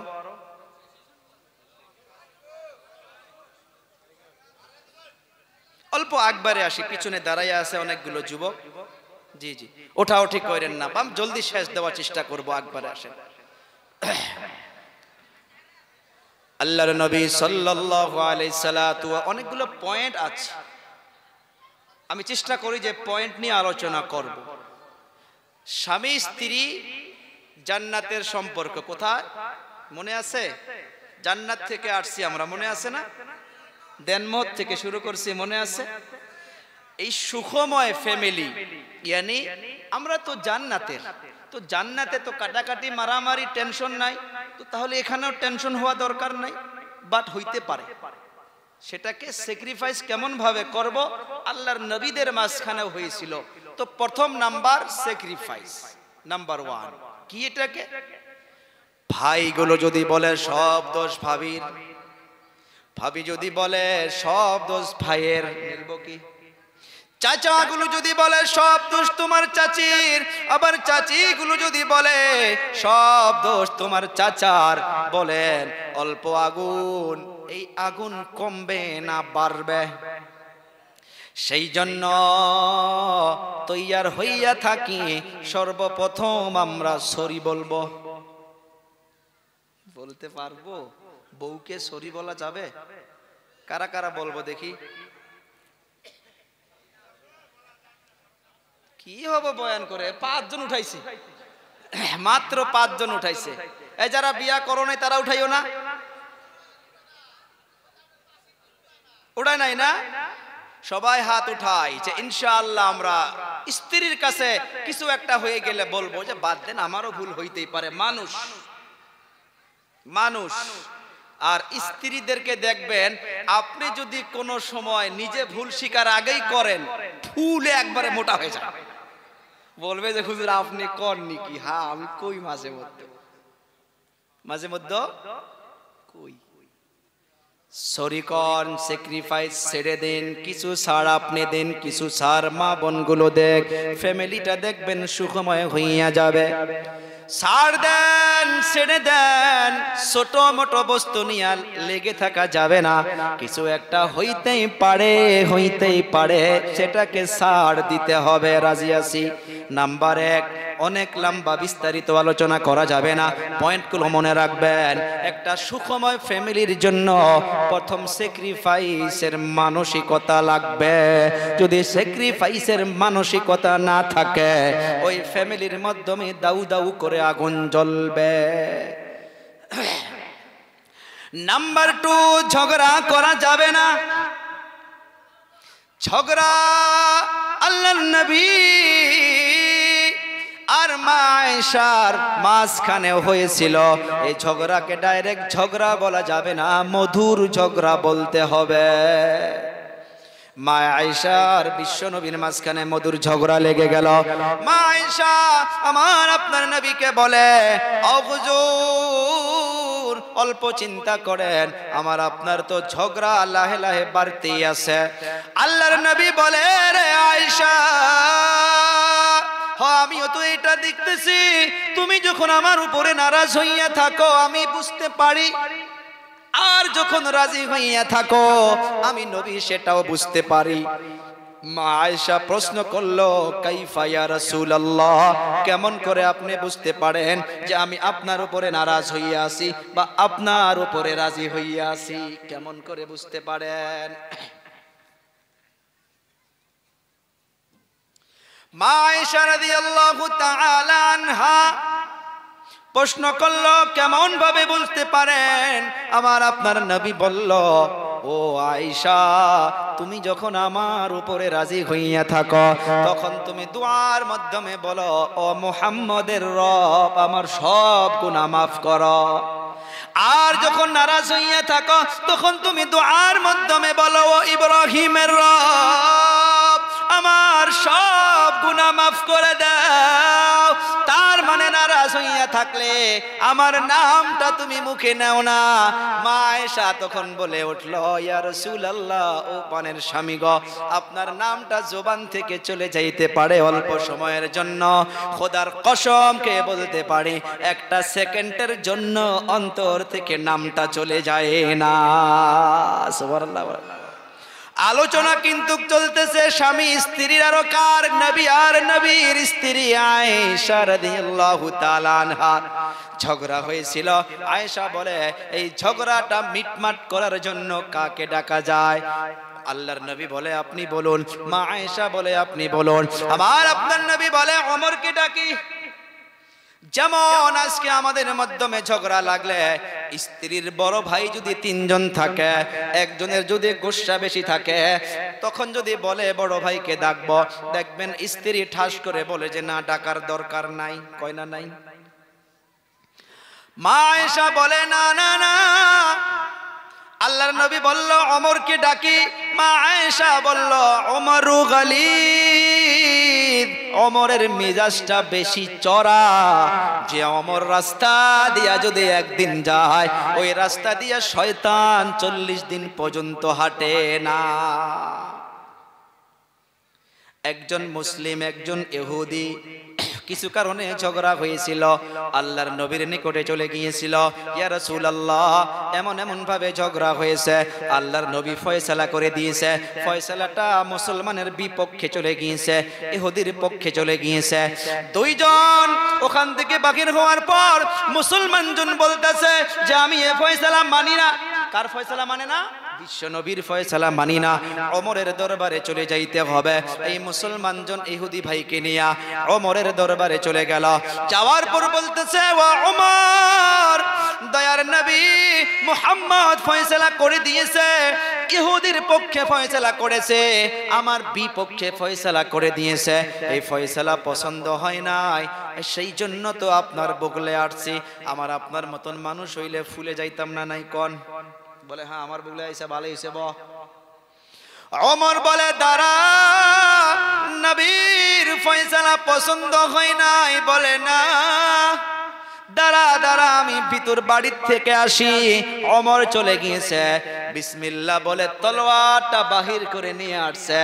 বাহির করে নিয়ে আসার পর তলোয়ার উঠাইয়া বলছে, দাঁড়া দাঁড়া, তুই মুসলমান হইতে পারস যে নবীর ফয়সালা মানে না, ওমরের ফয়সালা এইটাই, তার দুনিয়াতে বেঁচে থাকা যাবে না। ঠাস করে আল্লাহু আকবার বলে গল্লার থেকে মাথাটা আলাদা করে দিয়ে বলল, ওমরের ফয়সালা এইটা। আল্লাহু আকবার। এ বাবারা, বন্ধুরা, সে ওমরের কথা বলতেছে। মা আয়েশা বলল, না না না, ওমরু গলিদ, ওমরের মেজাজটা চড়া। আল্লাহর নবী বলে, তাহলে কাকে ডাকি? বলে আব্বু জানকে ডাকেন, আবু বকর। বলে আবু বকর নরম মেজাজের মানুষ।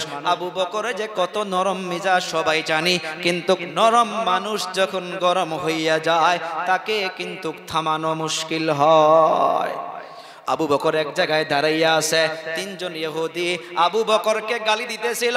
এ আবু বকর, তুই ফকির, তোর 14 গোষ্ঠী ফকির, তোর বাপ ফকির, তোর মা ফকির। আবু বকর গালি শুনতে আছে, কোনো রিপ্লাই দেয় না, কারণ ধৈর্য ধারণ করতেছে যে গালি তো আমাকে দিয়েছে, দেখ আমার গুনাহ মাফ হবে। আবু বকর কোনো রিপ্লাই দেয় নাই। গালি শুনতে শুনতে ও ইহুদি তিনজন আল্লাহকে গালি দিল। নাউজুবিল্লাহ বলি, আল্লাহকে গালি দিল, আল্লাহর নবীকেও গালি দিল। আবু বকর লাল হইয়া গেল, থরথর করে কাঁপা শুরু হইয়া গেছে। এক কদম দুই কদম করিয়া গোসা যখন উঠে গেছে, বিসমিল্লাহ বলিয়া ওই ইহুদির গালে থাপ্পড় মেরে দিয়েছে। আল্লাহু আকবার বলি। থাপ্পড় খাওয়ার পর আবু বকরের ওখান থেকে ওই ইহুদি তিনজন বুদ্ধি করে আগে নবীর দরবারে গিয়েছে, চালাকি করে।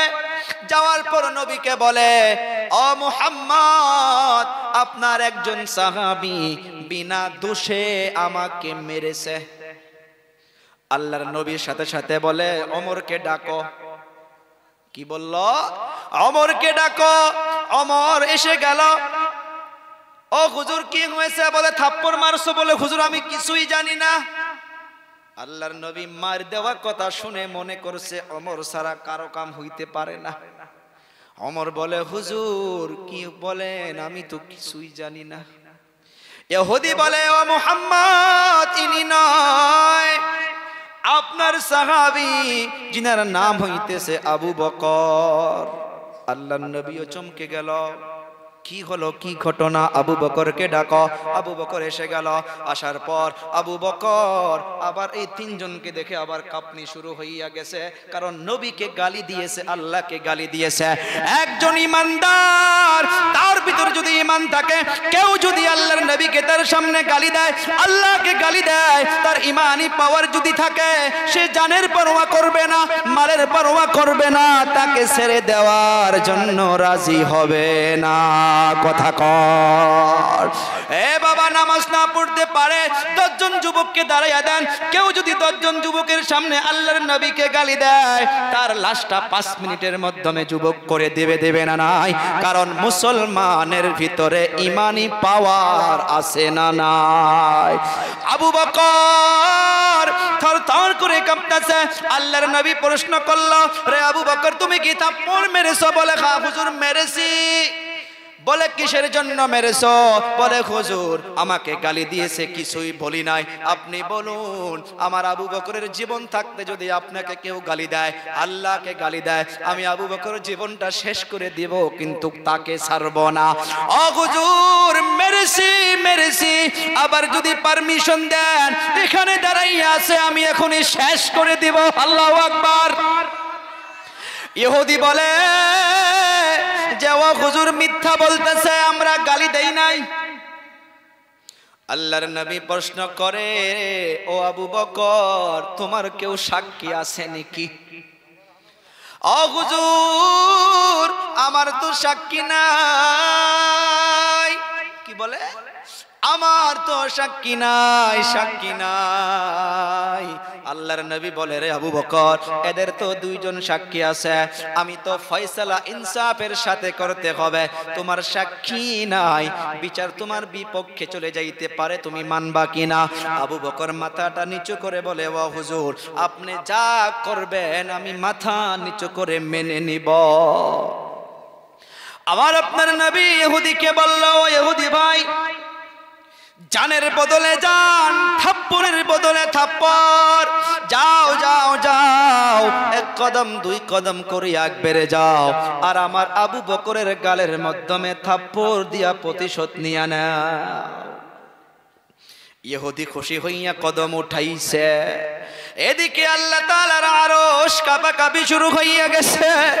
আল্লাহ বলে, আইনা জিবরাইল, এ জিবরাইল তুমি কোথায়? জিবরাইল বলে, লাব্বাইক ইয়া আল্লাহ। আল্লাহ তাআলা জিবরাইলকে বলে, রে জিবরাইল, তোমার চাকরি থাকবে না, একটা সেকেন্ডের মাধ্যমে জমিনে চলে যা। ওখানে যাওয়ার পর নবীর মাঝখানে, ইহুদির মাঝখানে দাঁড়াইয়া যা। ইহুদির থাপ্পড় যদি আবু বকরের গালের মাধ্যমে পড়ে, তোর চাকরি থাকবে না, তাড়াতাড়ি চলে যা, তাড়াতাড়ি চলে যা, তাড়াতাড়ি চলে যা। কারণ আবু বকর ওইজন সাহাবী, সারা বিশ্বের মানুষের আমল যদি, নেক আমল যদি এক পাল্লায় রাখা হয়, আবু বকরের হিজরতের রাত্রের সওয়াব যদি আর এক পাল্লায় রাখা হয়, সারা বিশ্বের মানুষের আমলের পাল্লাটা হালকা হইয়া যাবে, আর আবু বকরের একটা রাত্রের সওয়াব সবার থেকে ভারী হইয়া যাবে। আর ওই আবু বকরের গালের মাধ্যমে থাপ্পড় পড়বে, যার জন্য নবী বলে গিয়েছে, ক্বালান নবী সাল্লাল্লাহু আলাইহি ওয়াসাল্লাম, আবু বকর ফিল জান্নাহ। প্রথম নম্বরে নাম আছে না নাই? আবু বকর ফিল জান্নাহ, ওমর ফিল জান্নাহ, ওসমান ফিল জান্নাহ, আলী ফিল জান্নাহ, তালহা ফিল জান্নাহ, জুবাইর ফিল জান্নাহ ইত্যাদি। যা যা যা রে জিবরাইল, নবীকে বলে দে, আবু বকরের সাক্ষী জমিনে কেউ থাকতে না পারে, আমি আল্লাহ তাআলা জানিয়ে দিলাম। নবীকে গিয়া বলে দে, আবু বকর সত্য সত্য সত্য, আর এর সাক্ষী দুনিয়ার কেউ না, কেউ না, আবু বকরের সাক্ষী আমি আল্লাহ রব্বুল আলামিন নিজে। এ বাবারা, বন্ধুরা, ওই আবু বকরকে মা আয়েশা আর বিশ্ব নবীর ঝগড়া মিটানোর জন্য ডাকানো হয়েছে। মধুর ঝগড়া। আবু বকর এসে গিয়েছে, দরজা খুলে দেওয়া হয়েছে, স্বামী স্ত্রীর ঝগড়া নিয়ে আলোচনা চলতেছে। এখন ঝগড়াটো লাগার পর কেউ যদি মুরব্বি আনে কেরাম যদি আসে ঝগড়া মিটানোর জন্য, কেউ না কেউ তো বলতে হয় কি নিয়ে ঝগড়া লেগেছিল, বলা লাগে না? মা আয়েশা বলে, ও হুজুর, আমার আপনার ঝগড়া কি নিয়া আপনি বইলেন? আমার আপনার নবী বলে, রে আয়েশা তুমি বইল। আয়েশা একটা কথা স্লিপ কইরা বলে ফেললেন। আমার আপনার নবীকে বললেন, আপনি বইলেন, ওয়ালা তাকুল ইল্লা হাক্কা। নাউজুবিল্লাহ বলি, আরো জোরে বলি নাউজুবিল্লাহ। মা আয়েশা বলে ফেলল, ও হুজুর, আপনি বইলেন, কিন্তু যেটা হক সেটাই বইলেন, না হক কথা বইলেন না। নাউজুবিল্লাহ। নবী কোনদিন বেহক কথা বলতে পারে গো? কথা কোন পারে? কারণ কোরআন দলিল দিচ্ছে, ওয়ামা ইয়ানতিকু আনিল হাওয়া ইন হুয়া ইল্লা ওয়াহয়ুন ইউহা। আল্লাহ তাআলা জানাইয়া দিল, নবী আমার নিজের পক্ষ থেকে কোনো কথা বলে না, নবী আমার নিজের ইচ্ছা করে কোনো কথাই বলে না। আবু বকর দাঁড়াইয়া দেখলো, আবু বকর দাঁড়াইয়া দেখলো যে আয়েশা ভুল বলে ফেললো। আবু বকরের আবার গুসা উঠে গেল। আবু বকর বলে, রে আমার মেয়ে, আমি কি তোমাকে শিক্ষা দিয়েছি? আবু বকর গুসা হইয়া এক কদম দুই কদম করিয়া মা আয়েশার নিকটে গিয়া মা আয়েশাকে এমন ভাবে থাপ্পড় মেরেছে, মা আয়েশা জমিনে পড়ে গিয়েছে। তুই মেয়ে হইতে পারিস, কিন্তু আমার সম্মুখে নবীর অপমান আমি মানি না। মা আয়েশা আয়েশা জমিনে পড়ে গেল। আবু বকরের গোসা এখনো শেষ হয় নাই। আবু বকর আবার মারার জন্য প্রস্তুতি নিয়েছে। আল্লাহর নবী মনে করলো যে আমার নরম দিলের সাহাবী গরম হইয়া গেছে, আয়েশাকে বোধহয় আবার মারবে। আমার আপনার নবী মাঝখানে গিয়া দাঁড়াইয়া গেছে। আবু বকর বুঝতে পারলো যে নবী চায় না যে আমি আবার আয়েশাকে মারি। আবু বকর মাথাটা নিচু করে বাহিরে চলে গেল।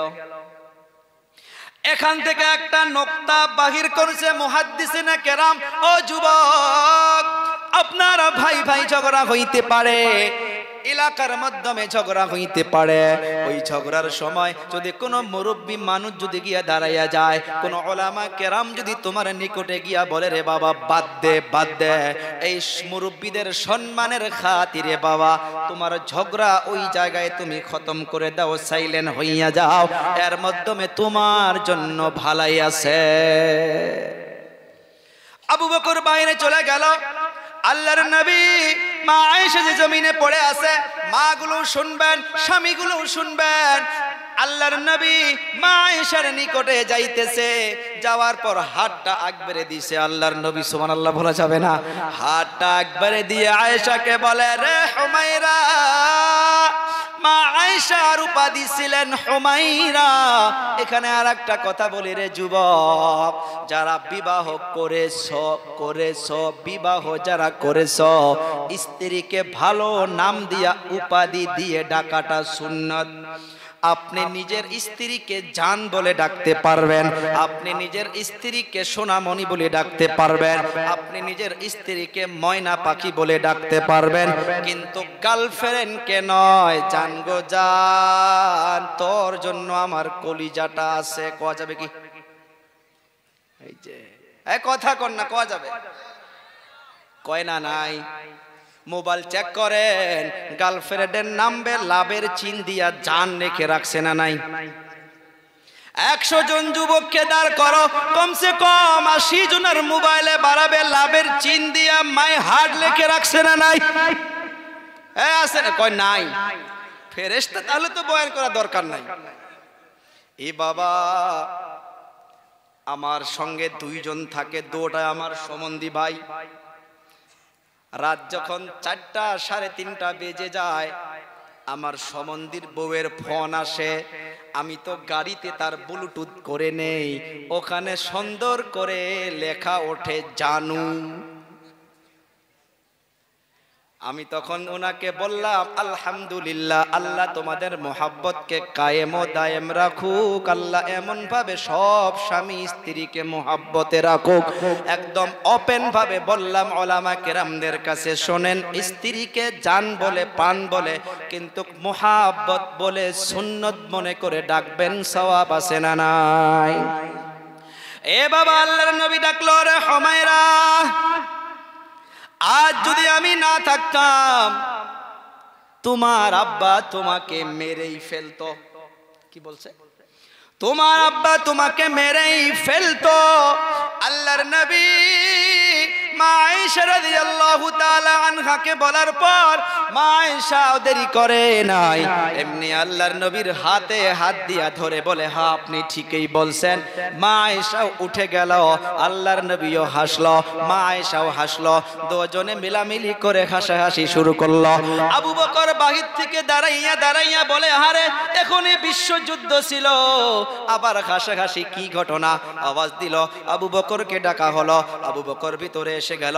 আবু বকর আসার পর বলে, রে মা, ও আল্লাহর নবী সাল্লাল্লাহু আলাইহি সাল্লাম, যখন তোমরা এমন ভাবে খুশির সময় থাকো, শুধু দুঃখের সময় বাবাদেরকে মনে কইরো না, সুখের সময়ও এমন ভাবে বাবাদেরকে মনে করিও।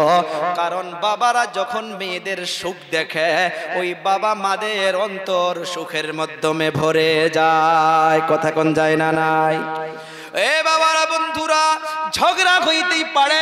যেমন করে মা আয়েশা, যেমন করে বিশ্ব নবী স্যাক্রিফাইস করেছে, ছাড় দিয়েছে, ছাড়াড়া করে মিলাপি পিটাপিটি হইয়া গেছে। আল্লাহর নবী বলে গিয়েছে, শোনো শোনো শোনো, শয়তান মুসনাদে আহমদের একটা বর্ণনায় পেয়েছি, শয়তান তার নিজের মসনদটা একটা পানির মাধ্যমে নিয়ে বসে থাকে আর সমস্ত চেলাদেরকে দিনের মাধ্যমে পাঠাইয়া দেয়, যাও কে কি কি করতে পারো। কেউ মাথা ফাটাইয়া আসে, কেউ মারামারি করাইয়া আসে, আর একজন ল্যাংরা একজন লাহে লাহে এসে বলে আমি কিছু করতে পারি নাই, আমি অমুক গ্রামে স্বামী স্ত্রীর মাধ্যমে ঝগড়া লাগাইয়া তাদেরকে ডাইভোর্স পর্যন্ত আমি পলাইয়া দিছি। তখন ওই মেন শয়তান তাকে ঘাড়ের মাধ্যমে নিয়ে নাচানাচি করে।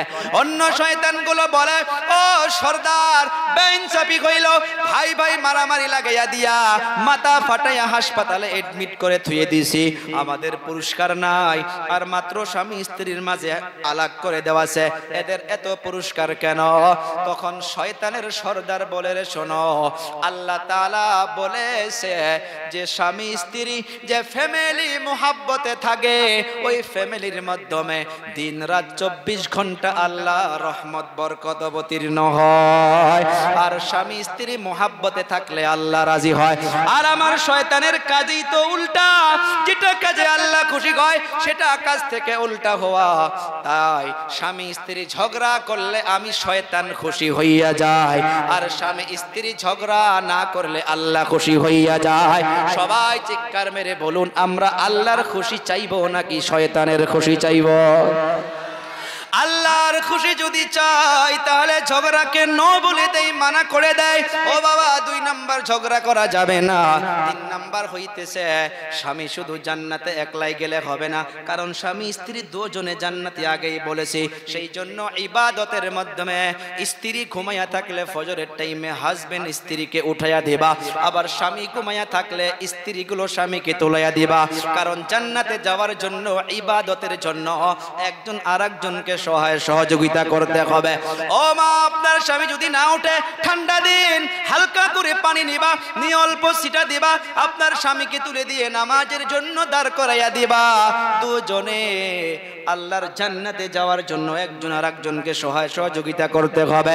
নাম্বার 4 হইতেছে, রে বাবা, গজবের একটা কথা, এই দুনিয়ার মাধ্যমে সুখময় ফ্যামিলিগুলো জাহান্নামের টুকরা হওয়া বিশেষ করে আর একটা কারণ হয়েছে। এই কারণটা বলে শেষ করব, সময় অনেক হইয়া গেছে। এই কারণটা হইতেছে সন্দেহ বিমার। আছে না নাই? সন্দেহ বিমার। স্ত্রী হাজবেন্ডকে বলে, দেখি আপনার মোবাইল কোথায় কোথায় চ্যাটিং করেছেন, ফেসবুকে কার কার নাম আছে, ইনস্টাগ্রামে কাকে কাকে ফলো করেছিলেন। আবার হাজবেন্ড তো স্ত্রীকে বলে, তোমার মোবাইলও দেখি সন্দেহ আছে না নাই? এই সন্দেহ করতে করতে করতে করতে রে বাবা ভালো ভালো ফ্যামিলি গুলো জাহান্নামের টুকরা হইয়া যাইতেছে। হা হা হা, কোনো যদি সন্দেহের কারণ নিশ্চয় হয়েই থাকে তাহলে মুরব্বীদের মাধ্যমে সলভ করেন। স্বামী স্ত্রী সন্দেহ করা করে নিয়ে পিটনা পিটনি দেওয়া দেবী কইরেন না, এমন ভাবে জাহান্নামের টুকরা হইয়া যাবে। আপনার মেয়ে বড় হইতেছে, আপনার ছেলে বড় হইতেছে, ছেলে মেয়ে বড় হওয়ার পরেও মা বাবার সন্দেহের কথা শুনতেছে। 100 ফ্যামিলির মাধ্যমে 80 ভাগ ফ্যামিলিতে এরকম হইতেছে, মেয়ে বাবার বদনাম শুনতেছে, ছেলে মায়ের বদনাম শুনতেছে। অন্তরে হাত দিয়া বলে, ওই ছেলে মেয়েগুলো বড় হইলে কি হবে? কথা কয় না। সেই জন্য সন্দেহ বেমার বাদ দিতে হবে। এই সন্দেহ বেমার বাদ দিতে গেলে কোরআনে কারীম তো অনেকগুলো লাল সিগন্যাল আগেই দিয়েছিলেন, কারো বাড়িতে বেগার পারমিশনে যাওয়া যাবে না। আজকে যায় না নাই? ইয়া আইয়ুহাল্লাযীনা আমানু লা তাদখুলু বুয়ুতান গায়রা বুয়ুতিকুম হাত্তা তাস্তানিসু ওয়া তুসাল্লিমু আলা আহলিহা। আল্লাহ তাআলা বলল, তোমরা একজন আরেকজনের বাড়িতে এমনি প্রবেশ করতে পারবা না, তোমরা ইজাজত চাও, সালাম পেশ করো, 3 বার করে সালাম দাও। তারপর যদি কোনো আওয়াজ না আসে, পরের আয়াতে আল্লাহ তাআলা বলতেছে, তোমাকে যদি ফিরে যেতে বলে তুমি ফিরে যাও। এখানে মুহাদ্দিস মুফাসসিরিনে কেরাম লিখেছে, বাড়ির মাধ্যমে আপনি একা আছেন, আপনার উপযুক্ত ছেলে নাই, নাই, আপনার শ্বশুর আব্বা নাই, বাড়ির মাধ্যমে কোনো মুরব্বী নাই, কোনো মানুষ যদি বাড়ির থেকে আওয়াজ দেয়, আপনার আওয়াজটা ওই সময় নরম হতে হবে না, আপনি শক্তভাবে রে মা আপনি ঘরের ভিতর থেকে রিপ্লাই দিয়ে দেন আর আপনি বলুন এখন নাই কেউ, পরে আসবেন, এখন আসা যাবে না। কিন্তু আমাদের মা বোনগুলো বলে যে আসেন ভাই, ময়নার আব্বা না থাকলে কি হবে, আসেন একটা তামুল তো কমসে কম খেয়ে যান, কয় না নাই? এই যে তামুল খাইতে যাবেন, ওই বাড়ির মাধ্যমে তো কেউ নাই। সাহাবী প্রশ্ন করেছিল, ইয়া রাসূলুল্লাহ, ইয়া হাবিবাল্লাহ, আমি আমার মায়ের ঘরের ভিতরে প্রবেশ করতেও কি পারমিশন লাগবে? আল্লাহর নবী প্রশ্নর জবাব দিয়া বলল, রে সাহাবী, তুমি কি চাওনি কি তোমার মাকে তুমি খারাপ অবস্থায় দেখবা? সাহাবা কেরাম বলল, মাআযাল্লাহ, কখনো নয়। তখন আল্লাহর নবী বলল, তাহলে তোমার মায়ের রুমে প্রবেশ করতে গেলেও তুমি পারমিশন নিতে লাগবে। এ বাবা, বড় ভাইয়ের বাড়িতেও এমনি যাওয়া যাবে না। আপনার খালা আম্মার মেয়ের বিবাহ হয়েছে, আপনার বোন হইতে পারে, আপনি এমনিও যাইতে পারবেন না। এই জায়গাগুলো যদি রেড সিগন্যাল, লাল সিগন্যাল গুলো যদি আপনি ভঙ্গ করে যান, এমন কার্যকলাপে লিপ্ত হইয়া থাকলে 100-র ভিতরে 100 আপনাকে সন্দেহর মাধ্যমে পড়তেই হবে। সমাজে আছে না নাই? গাড়ির মাধ্যমে চলে যান, পুনার মাধ্যমে গেলাম, পুনাত রাত্রিবেলা 2টা বাজায়, কারের মাধ্যমে বসে আছি, পুলিশ নাই, কেউ নাই, কেউ নাই। বলি, ও ভাই, গাড়ি কেন আপনি দাঁড় করলেন? যান, চলে যান। বলে, হুজুর যাওয়া যাবে না। বলে, কেন? বলে, আমি তো বললাম কেউ নাই। বলে, কেউ না থাকলে কি হবে? ওই যে তাকাইয়া দেখেন লাল লাইট জ্বলতেছে, লাল লাইট জ্বলতেছে, এই লাইটকে যদি আপনি এমনি ভঙ্গ করে চলে যায়, এই চলে যাওয়ার সাথে সাথে গাড়ির নাম্বারটা উঠে যাবে আর আমার নামে আগামীকাল ফাইন হইয়া যাবে আর কোর্টের মাধ্যমে হাজিরি দিতে হবে। এ বাবা, দুনিয়ার লাল সিগন্যাল বুঝলাম, দুনিয়ার সিগন্যালকে বুঝলাম পুলিশের 1000 টাকা ফাইনের জন্য, আর আল্লাহ তাআলা যে নিষেধ করলো কারো ঘরেতে যাওয়া যাবে না, কারো বাড়িতে যাওয়া যাবে না, বদনামে পড়তে হবে, জাহান্নামে যাইতে হবে, এটা বুঝলাম না। কপালটা পোড়া তার জন্য। মানা যাবে কথাগুলো? মানবো তো ইনশাআল্লাহ? মানার চেষ্টা করবো রে বাবা। এমন ভাবে অনেকগুলো তাবিজ আছে আরো, অর্থাৎ এরকম টিপস রয়েছে। আমরা আমলের মাধ্যমে আসি, স্বামী স্ত্রী দুজনে একত্রিত হয়ে থেকে আপনার সুন্দর করে, মা বাবা বাড়িতে রয়েছে রে বাবা, স্ত্রীদেরকেও বুঝাও, আপনিও নিজের শ্বশুর শাশুড়ির খবর রাখেন, আপনার স্ত্রীও আপনার মা বাবার খবর রাখবে, দুজনে মিলাপিতিরে চলেন, সংসারটা, ফ্যামিলিটা জান্নাতের টুকরা আল্লাহ বানাবে। এ বাবারা, বন্ধুরা, দুনিয়ার মাধ্যমে এমন ভাবে জীবন পার হইতে হইতে, ওই যে আগেও বলেছিলাম রে বাবা, মা বাবা গুলো টেনশনে পড়ে যায় যখন ছেলের স্ত্রী যখন এমন ভাবে ঝগড়ায় থাকে, মা গুলো তানহায় বসে বসে কান্না করে, মা বাবা গুলো টেনশনে পড়ে যায় রে বাবা। এই বয়সস্থ মা বাবাদেরকে আমরা কষ্ট দেব না, মা বাবাদেরকে খেদমত করব। মা বাবারা বেঁচে থাকা অবস্থায় আমরা তাদের মুখে আপেল তুলে দেব, আঙ্গুর তুলে দেব।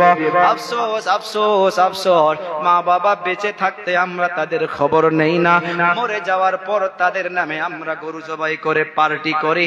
এ বাবা, মা বাবার খেয়াল করি, মা বাবার দেখভাল করি।